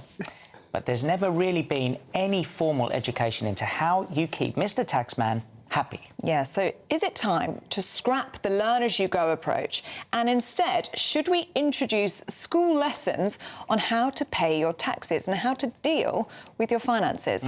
Under Prime Minister Rishi Sunak's new plans to overhaul A-levels, sixth formers will be taught how to manage their personal finances. Yeah, the Prime Minister says that he wants to create a world-class education system that prepares students for jobs of the future. Well, joining us now to discuss this is teacher and former Lib Dem candidate Callum Robertson. Very good to see you this morning, Callum. So what do you make of this then? So students being taught about how to pay their taxes in schools. I think lots of people would really welcome that. It's something really practical that actually helps students in later life. Yes, I completely agree. It's a really good idea on the face of it. I think where we might run into some problems just in terms of implementing it is teachers and schools are stretched already. I would ask, well, if we're saying yes to implementing this really valuable thing, then actually what are we cutting from the curriculum? Because there's simply not enough time within the school day and within school budgets to facilitate this at the moment. Schools need more money if we're going to do this effectively.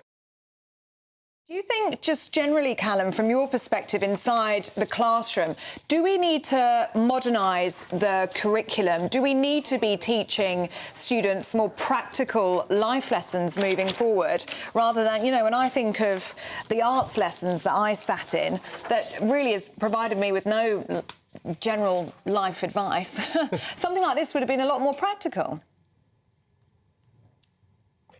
Yeah, I mean, there's a strong case for including practical sort of studies and things like that, more vocational, we should say.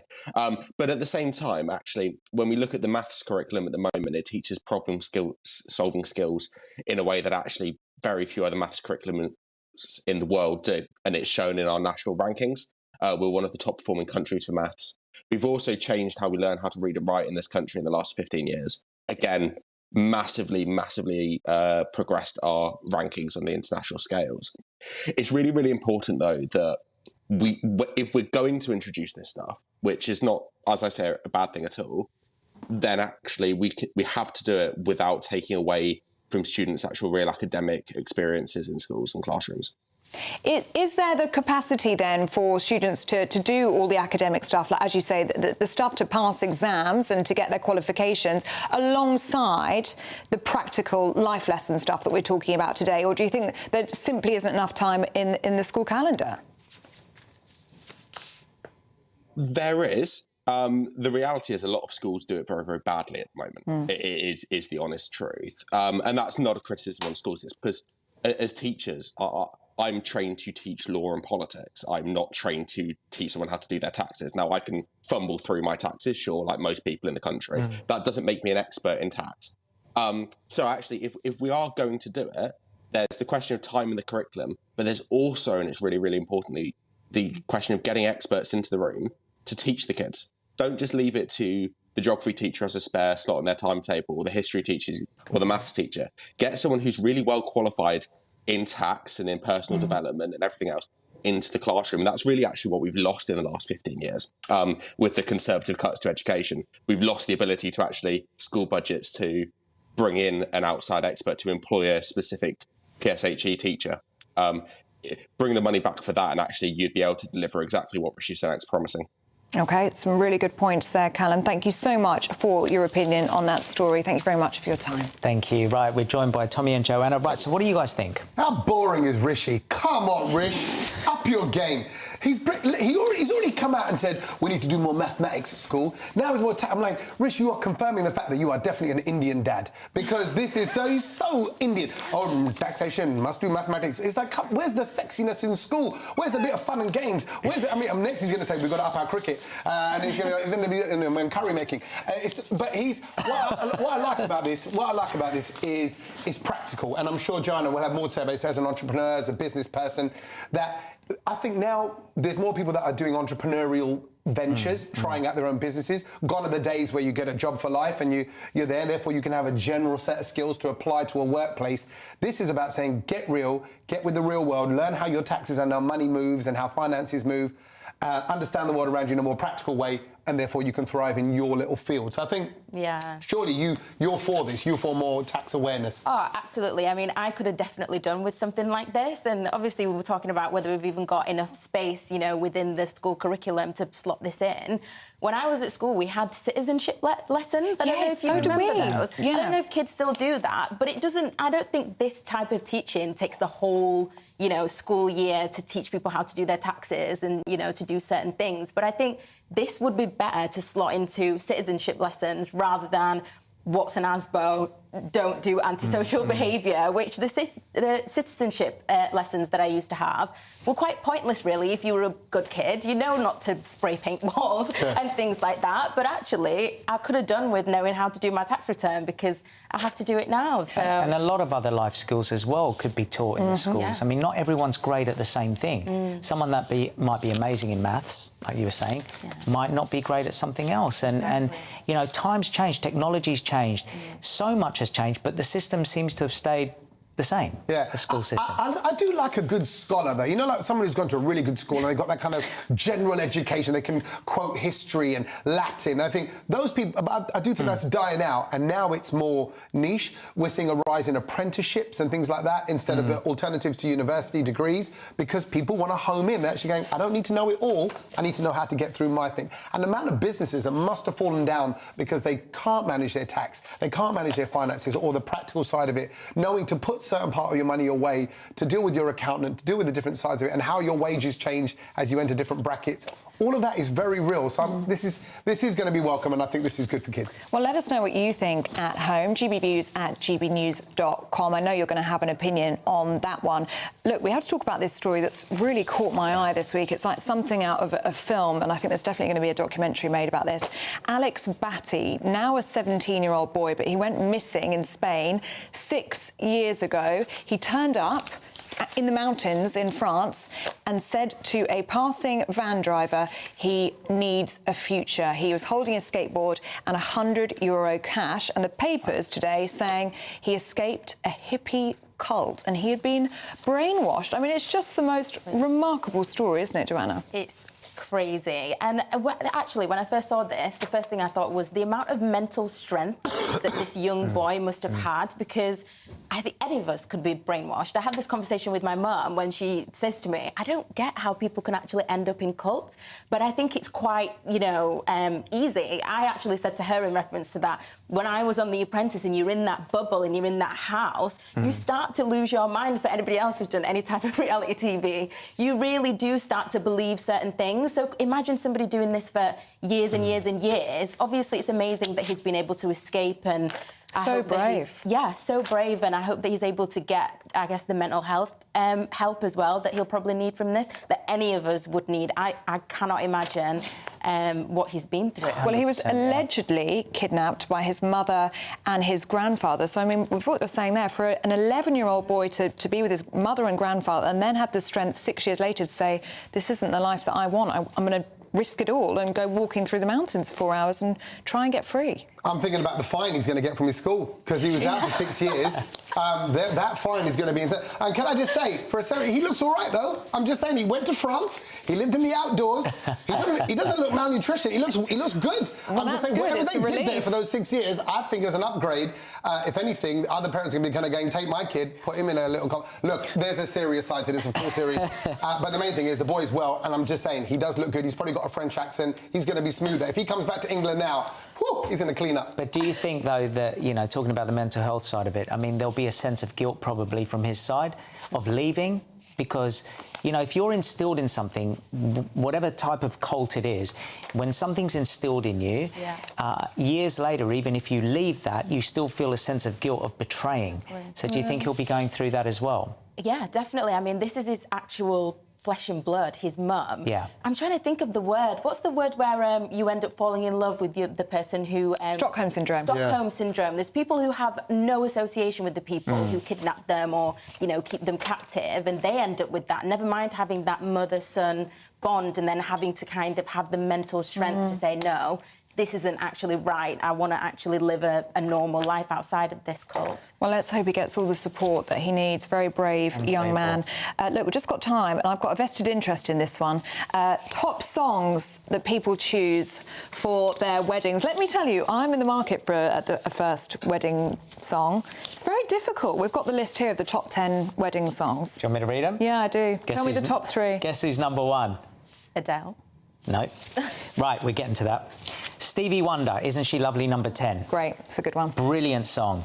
Bruno. Although it's skewed towards the one part of the relationship. And do you see what I mean? Isn't she? Aren't they lovely? Would have been better. Yeah, but you know what the song was for? What? It was for his baby that was born. See, mate. It doesn't fit. See, people have just jumped on that main line and made that song. This is the difficulty. It is a great song, it's hard to get it to fit. Yeah. But let's go in the top 3, shall we? OK, top 3. Elvis, Can't Help Falling in Love. Thank you very much. What do you think of that? I love Elvis. That's my... This is our current choice. Solid. Yeah, Our your current choice. I think OK. it's a great one. I can't help falling in love with you. Good 2, John Legend, All of Me. Great song. Love that. Dedication, commitment to... John Legend doesn't do it for me. I find it a bit cringe. Sorry. And number 1, top wedding song, mysteriously, Ed Sheeran with Perfect. Great song, by the way. Mysterious Girl would be great for an arranged marriage because you never met her before and you just turn up on the day. That would fit. That would be a good great one. in the Asian weddings. But it is really, really difficult to actually find the lyrics to match. You know, Steve Wonder, Isn't She Lovely? You don't think that's great for a wedding song. We're looking at them now, and there's this one song. Am I going to remember it now? But it starts. I was singing it to you before, wasn't I, in the newsroom? Thinking about your love. No, that one as well. But there's one. I'm not going to remember the chorus, but essentially it goes into the verse and it says, "But to you, I'm just a clown who picks you up each time you're down. Oh baby," and I'm like, oh, you can't call your groom a clown. It's not going to work. Oh baby. Yeah, I'm trying to think of the chorus. Oh, You to Me, Everything, yes. Song that I could sing. So we were driving along thinking, this sounds great. These lyrics are perfect. You to me are everything, the sweetest thing.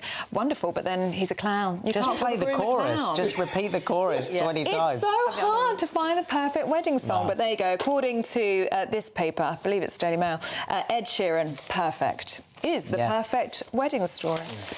Love that. Right, coming up after the break, we'll be joined by former SAS soldier turned celebrity bodyguard. See you in 3.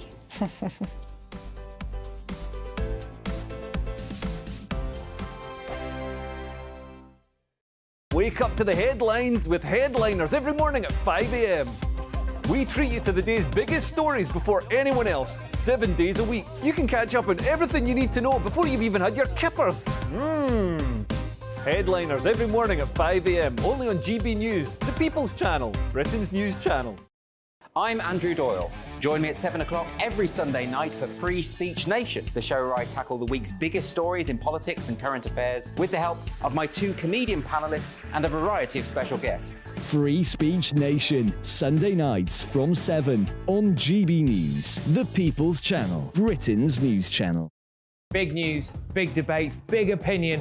Patrick Christie's Tonight is the week's biggest show. Every weekday, 9 to 11 p.m, we've got the inside track on the day's top stories. There'll be sharp takes you won't get anywhere else. We will set the news agenda, not just follow it, and I want to bring you along for the ride. Whatever it is, we'll have our finger on the pulse. It's news, but it's this close to entertainment. Patrick Christie's Tonight, 9 to 11 p.m, only on GB News, the People's Channel, Britain's news channel. Now then, Lee Anderson here. Join me on GB News on my show, The Real World, every Friday at 7 p.m. I'm not eating bloody cat. Are you Delicious. mental? Open your mouth. OK, here comes a train. Reminds me of the scene in Singing in the Rain. Adam, is that a good one? Whoa! Join me at 7 on GB News, Britain's news channel.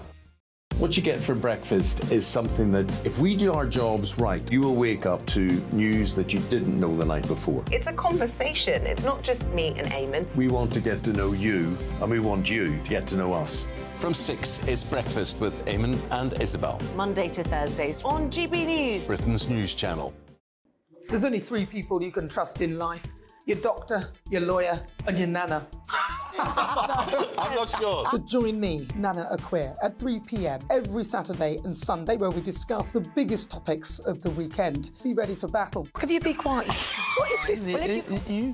It's my new teeth. It's your new teeth. I don't bite. Well, not without a good reason. Always honest, always fun. Every weekend at 3 p.m. on GB News, the People's Channel, Britain's news channel. every Sunday from 11. Join Michael Portillo. There'll be topical discussion, looking at the week before and the week to come. So kick back and relax at 11 a.m. on Sundays on GB News with me, Michael Portillo. GB News, the People's Channel, Britain's news channel. I'm Michelle Dewberry, and I'm not here to tell you what to think. I'd much rather hear what you have to say. So send in your opinions to gbviews@gbnews.com. Keep them clean, and you never know, I might read them out. With my panel here on Jubes & Co, we debate, we get stuck into the issues of the day on a show where all views are welcome, especially yours. GB News, the People's Channel, Britain's news channel. Have a great Saturday night with me, Leo Curse, on the Saturday Night Showdown. It's a crazy world out there, so come and make fun of it with me, my panel of comedians, and a couple of people who actually know what they're talking about. The Saturday Night Showdown is your front row ticket to the clown show every Saturday, only on GB News, the People's Channel, Britain's news channel.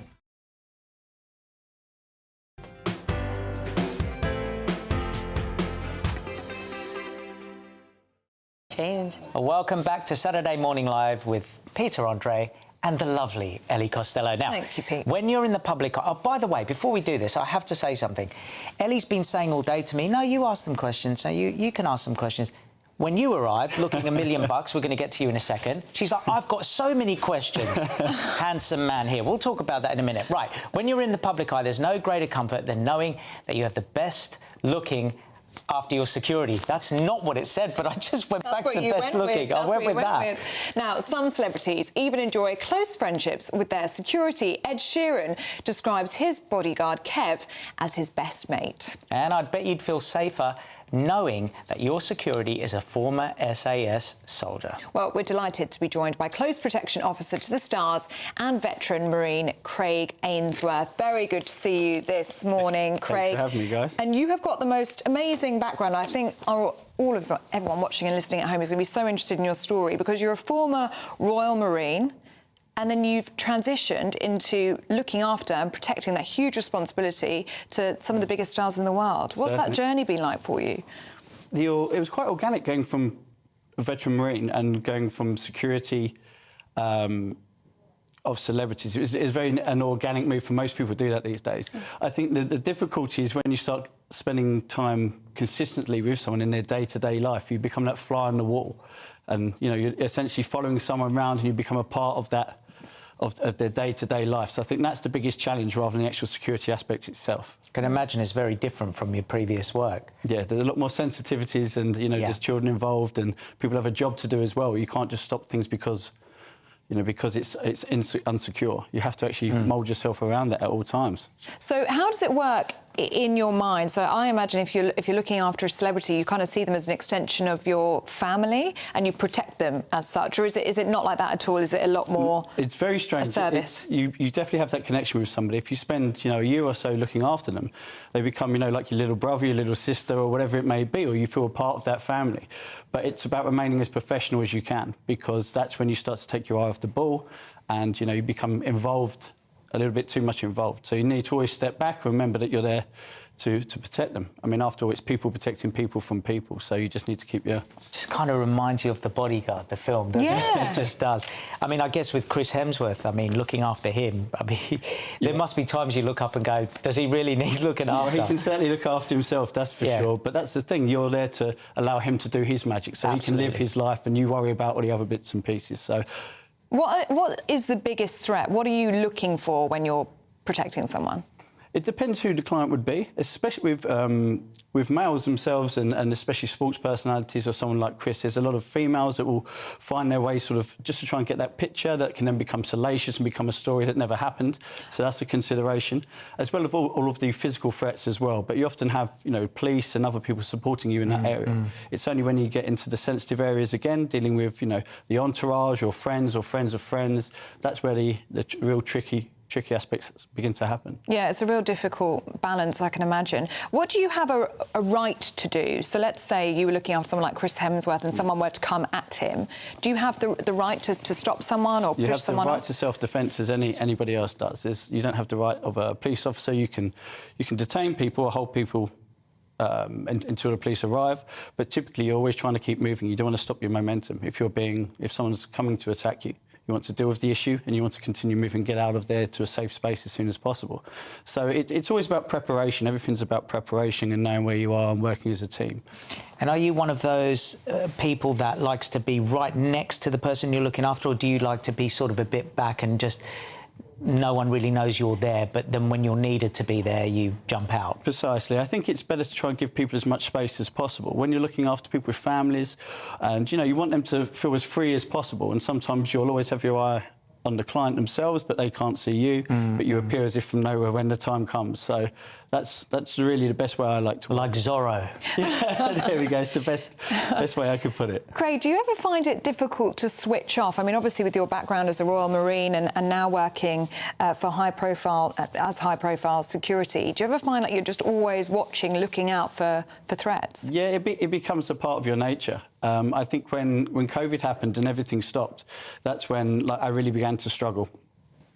Look, we've got your new book with us in the studio today, The Discombobulated Alpha. Tell us a bit about this, Craig, and why you wanted to write it.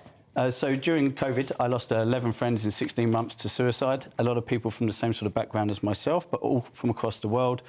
And I started speaking to my friends and people who were close to me, and I realised how much people were suffering. So I've actually stepped away from security.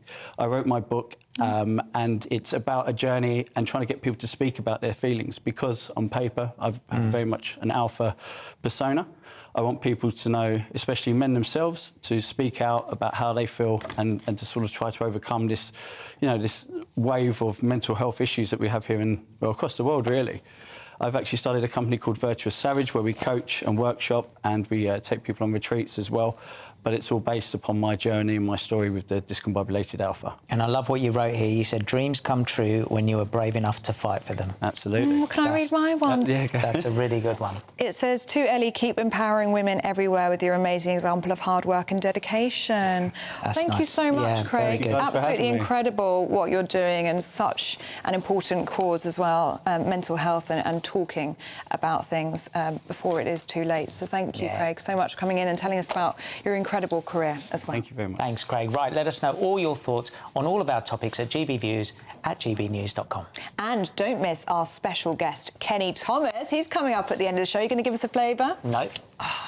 He's going to make us wait. But first, let's get the news headlines with Ray Addison.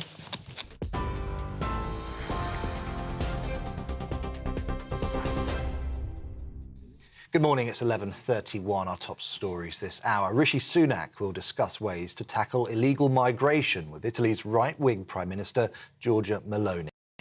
The meeting, which is taking place in Rome, comes just a day after 292 migrants crossed the English Channel in 7 small boats. That brings the total to 29,500 this year.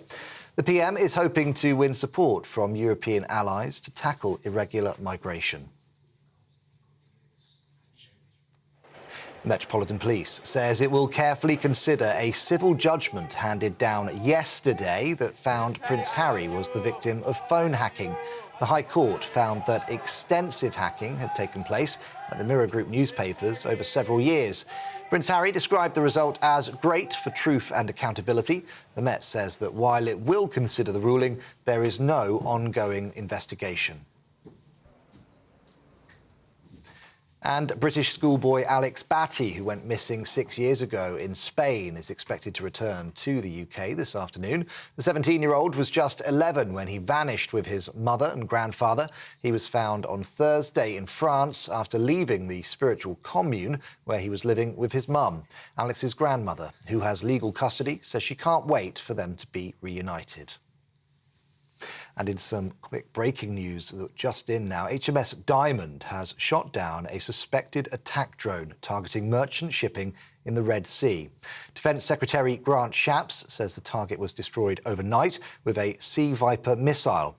The ship recently arrived in the region as part of efforts to increase maritime security. We'll bring you more on this story as we get it. OK. You can get more on all of those stories by visiting our website, gbnews.com. Now let's get straight back to Ellie and Peter.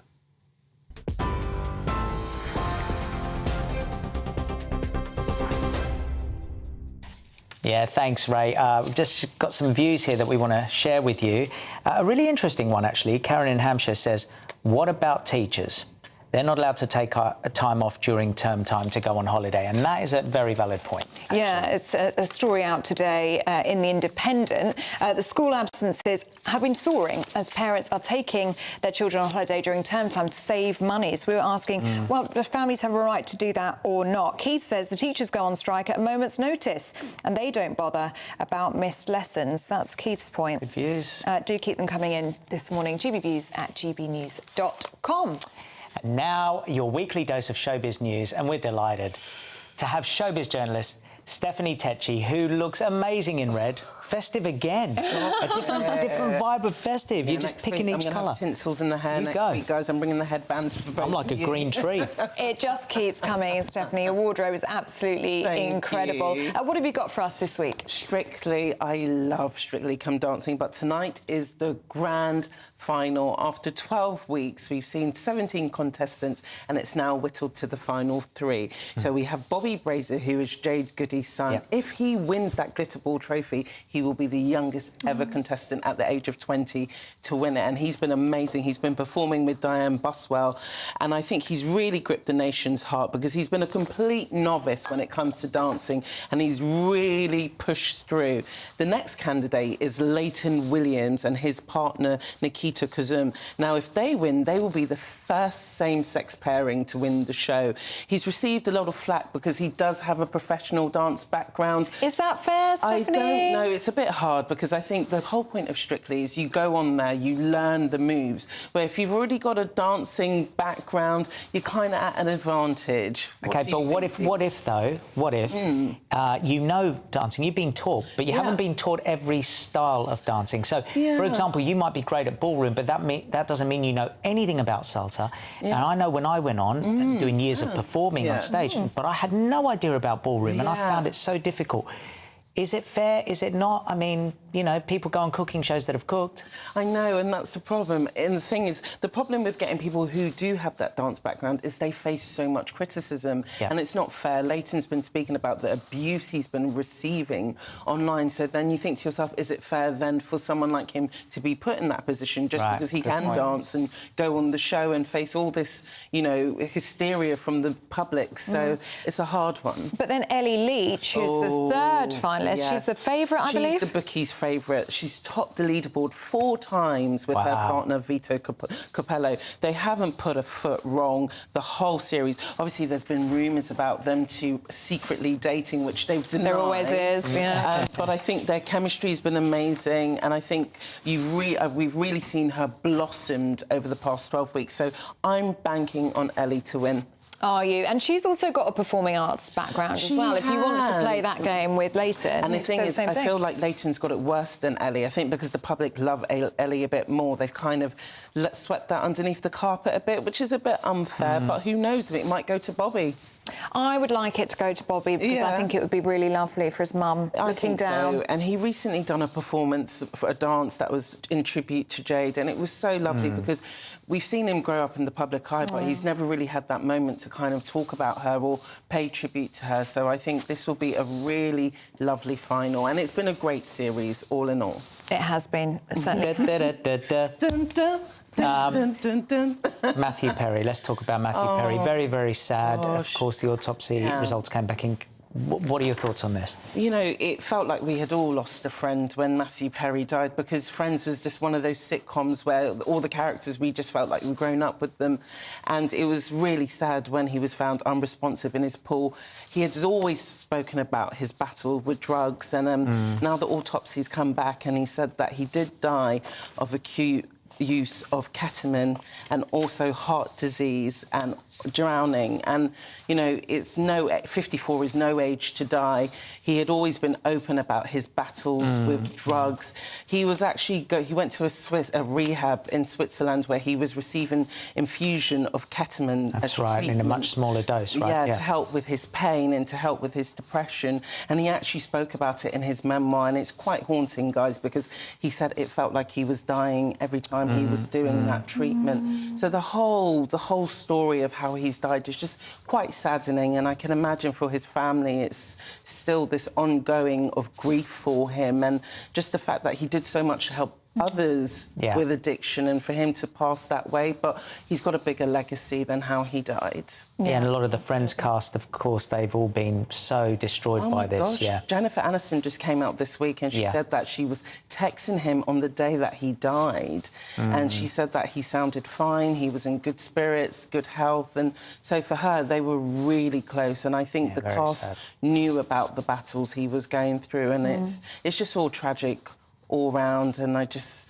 It absolutely is, but as you say, I think that's a really important point, Stephanie, that you made. His legacy, of course, is as a wonderful actor and a comedian and making people laugh the whole world over, but also what he did to help others who were fighting a battle with addiction, and he will have saved so many lives. It's just addiction, especially with celebrities. You just hear so many horror stories, and I think when you have these tragic cases that come every now and then, it comes back into the public awareness, and, you know, celebrities like Matthew have to use their status to help in these kind of situations. When you hear... Sorry, I know we've got to move on, but when you hear about drugs being taken, you know, people have their own opinions, but you've got to think if someone's suffered a lot of mental health problems and you know, like you said, this was used for his treatment. He then extended that, and it's so sad to see. It's just the pain. You know, of no one knows addiction. what's going on in someone's mind. Not at all, especially for celebrities. Now, we've got a story here about Adele, a girl after my own heart. She steals the mini hotel toiletries, you know, those lovely little bottles, and then she takes them home to use... Well, I don't have a mansion, but she takes them home to her mansion so the guests can use them. Is it stealing, though? I mean, aren't they there for you? I'm not sure. As well, when I go to hotels, I like to take little toiletries. But Adele is worth £165 million, so I'm like, you do not need to steal that, Adele. You could just go down the shop and buy the whole shop. But she still likes a bargain. She likes a bargain, and she says she only takes them from posh hotels. Oh, OK. So we can imagine the kind of hotels Adele's staying at. She's staying at the creme de la creme. So she says she takes stuff like shaving cream, toothpaste, and she puts her own little icons on them when guests come and stay at her house. But aren't they there for you to take? I'm really confused about this. Oh, see, when you go in a room... I'm with you on this. I think I don't see hotels complaining if you do take them, because they put them out. They obviously expect people to use them. It's a great size for you to put in your bag. What about taking a robe and a pillow? I've done that before. Have you? Yeah, that might be different. They might charge you. A luxurious one. Sorry. And did they come back? Did they charge you for it? No, they don't. But I think by the time they figure out, you're probably long gone, and they probably actually. I'm not encouraging this. I'm writing this down. Sorry, guys. But no, the toiletries do that. You pay enough for hotel rooms. You should take a little souvenir. Especially if you're in a posh hotel. Come on, it's probably the least of their problems. But Adele likes to do that. So if we ever have a night at Adele's, we're going to get some. I love how she's selective about where she takes from. Yeah, but only the best for her guests. Thank you very much, Stephanie. Always lovely to see you. Thank you.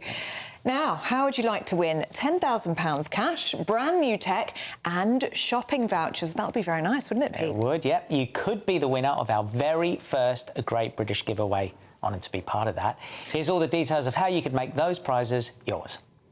This is your chance to win cash, treats and tech in our very first Great British giveaway. There's a totally tax-free £10,000 cash up for grabs. Cash which would help make 2024 a whole lot better. We're also going to send you shopping with £500 worth of vouchers to spend in the store of your choice. What would be on your shopping list? If it's a new iPhone, we've also got that covered too, with the latest iPhone 15 Pro Max, which you'll also receive. For another chance to win the iPhone, the vouchers and £10,000 cash, text GBWIN to 84902. Text costs £2 plus one standard network rate message. Or post your name and number to GB01, PO Box 8690, Derby DE1 9TT.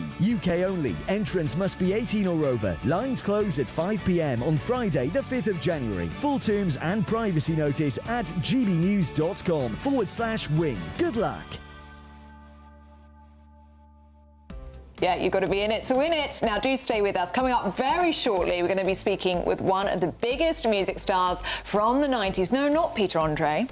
Kenny Thomas. Don't go anywhere.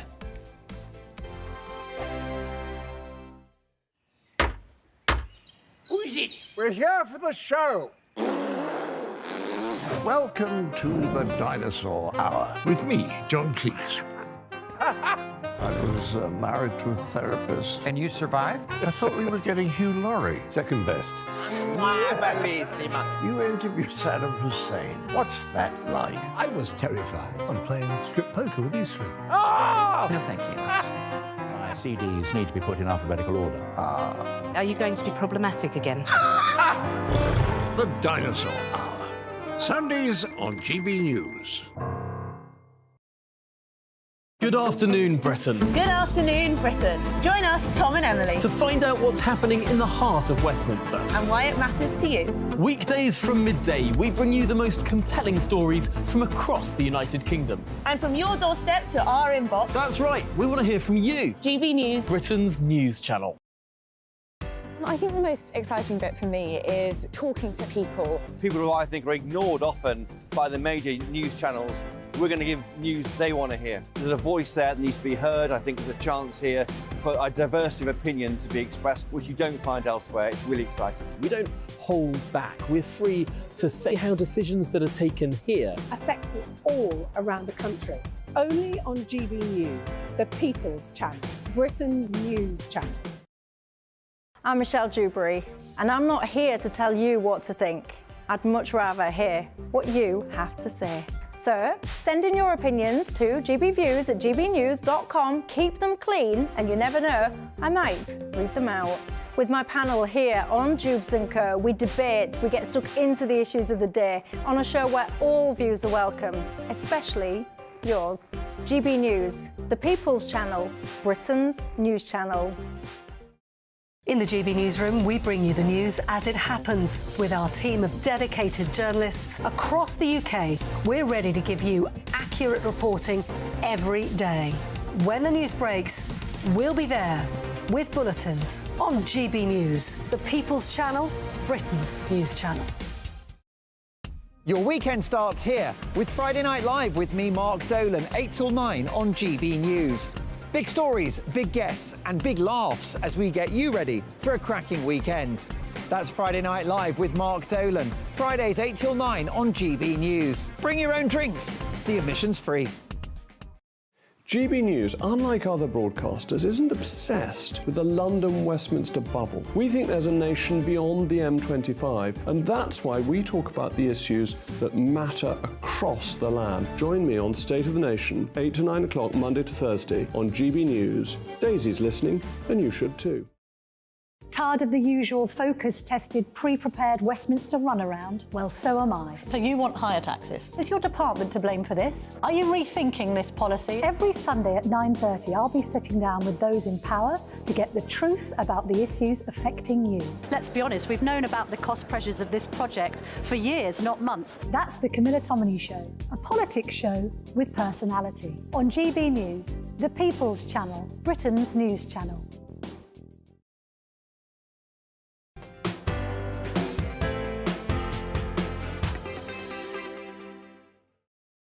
Welcome back to Saturday Morning Live. Thank you so much for your company this morning. So many of you got in touch on email. Thank you so much for all of that. Of course, we've been talking about Prince Harry's victory in the High Court yesterday. A judge handed down his decision saying his phone was hacked by Mirror journalists. So got your reaction to that. Mary says that Harry is a hypocrite regarding privacy invasion. He has happily made money out of invading the privacy of his family and his friends, just like the newspapers that he is suing. Sadly, the royal family are unable to sue him for invasion of privacy and defamation. But they say, brilliant show.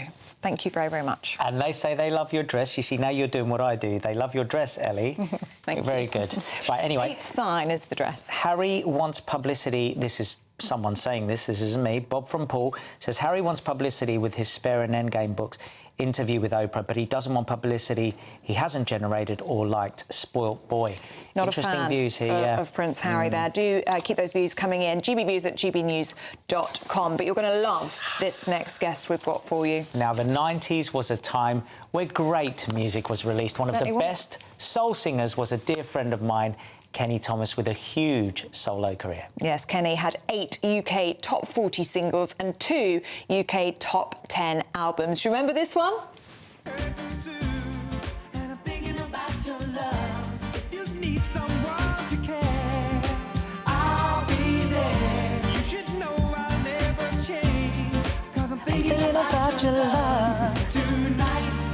70s. That was a decade, wasn't it? Oh, that was great.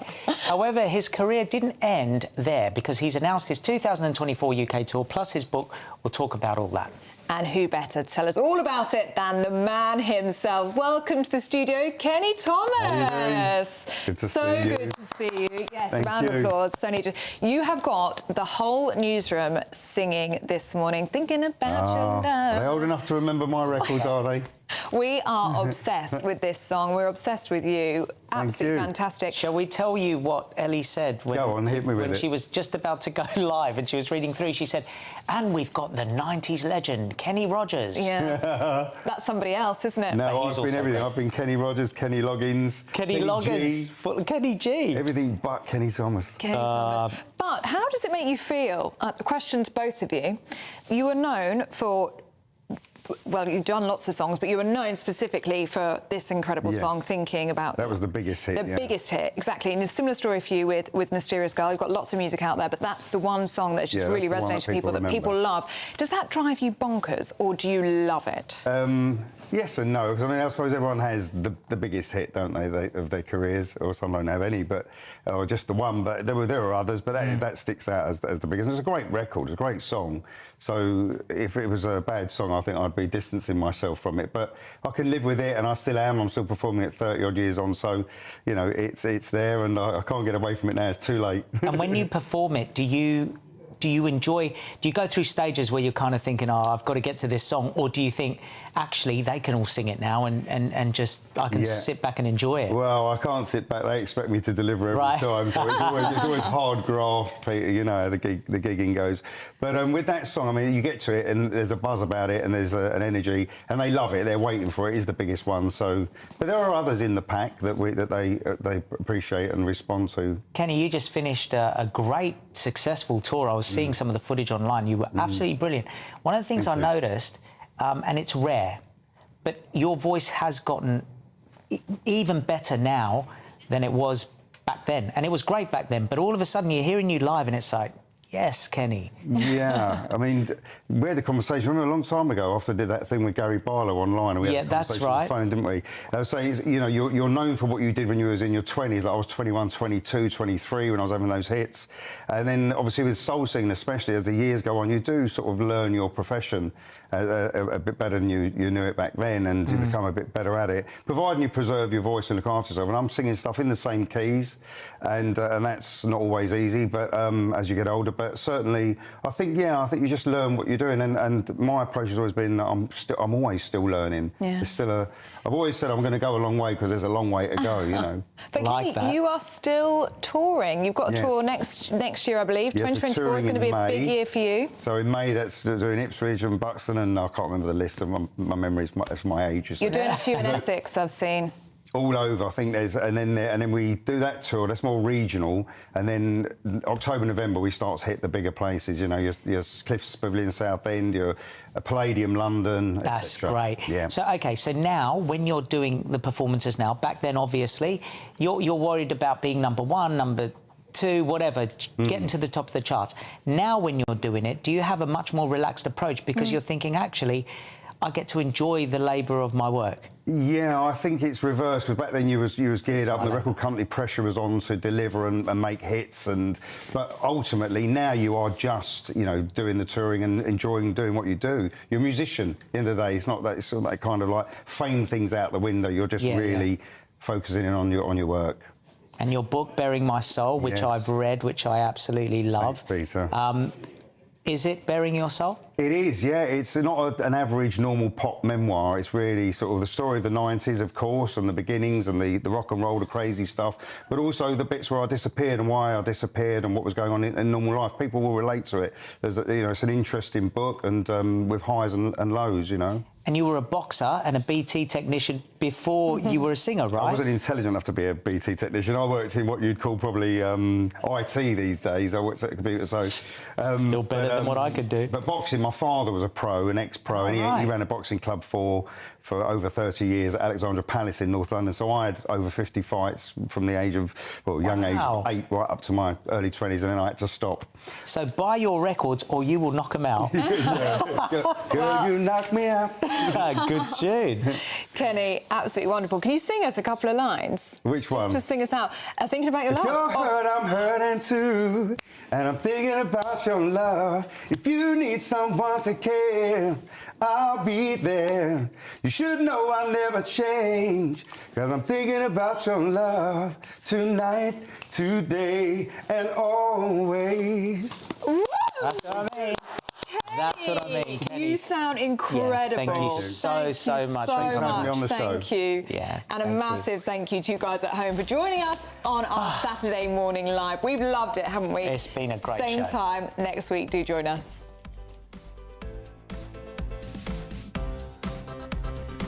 A brighter outlook with Box Solar, sponsors of weather on GB News. Hello there, I'm Jonathan Vautry here with your GB News weather forecast provided by the Met Office. We've got quite a slow-moving weather setup over the course of this weekend. Systems rooted in place, high pressure to the south of the UK and this trailing weather system that's fringing into the far northwest of Scotland. Some quite tightly spaced isobars in between that, so it is quite a blustery day, particularly for the northern half of the UK. Gales around in places. That moist southwesterly airflow also feeding in quite a lot of cloud. A few breaks for parts of Yorkshire, Lincolnshire, generally to the east of higher ground. Further towards the southeast as well, staying relatively dry. It is a mild day with those southwesterly winds, temperatures notably above average for the time of year, holding up around 10 to 12 degrees Celsius.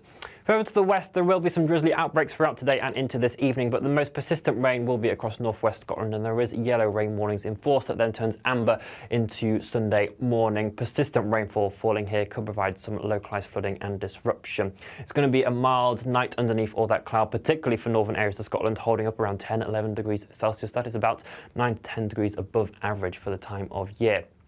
That persistent rainfall then rooted in place throughout Sunday across western Scotland. Potential for flooding in places, widespread disruption, even some landslides due to that persistent amount of rainfall. Eventually spreading its way southwards into parts of Northern Ireland, southwest Scotland, but elsewhere across England and Wales generally staying dry. But once again, another mild day. Temperatures though will slowly drop the way off as we head into the new working week, with the weather systems eventually clearing the way out. Bye-bye. That warm feeling inside from Boxed Boilers, sponsors of weather on GB News. Hello, thank you for being a big part of GB News. We'd like to wish you and your loved ones a Christmas season full of comfort and joy.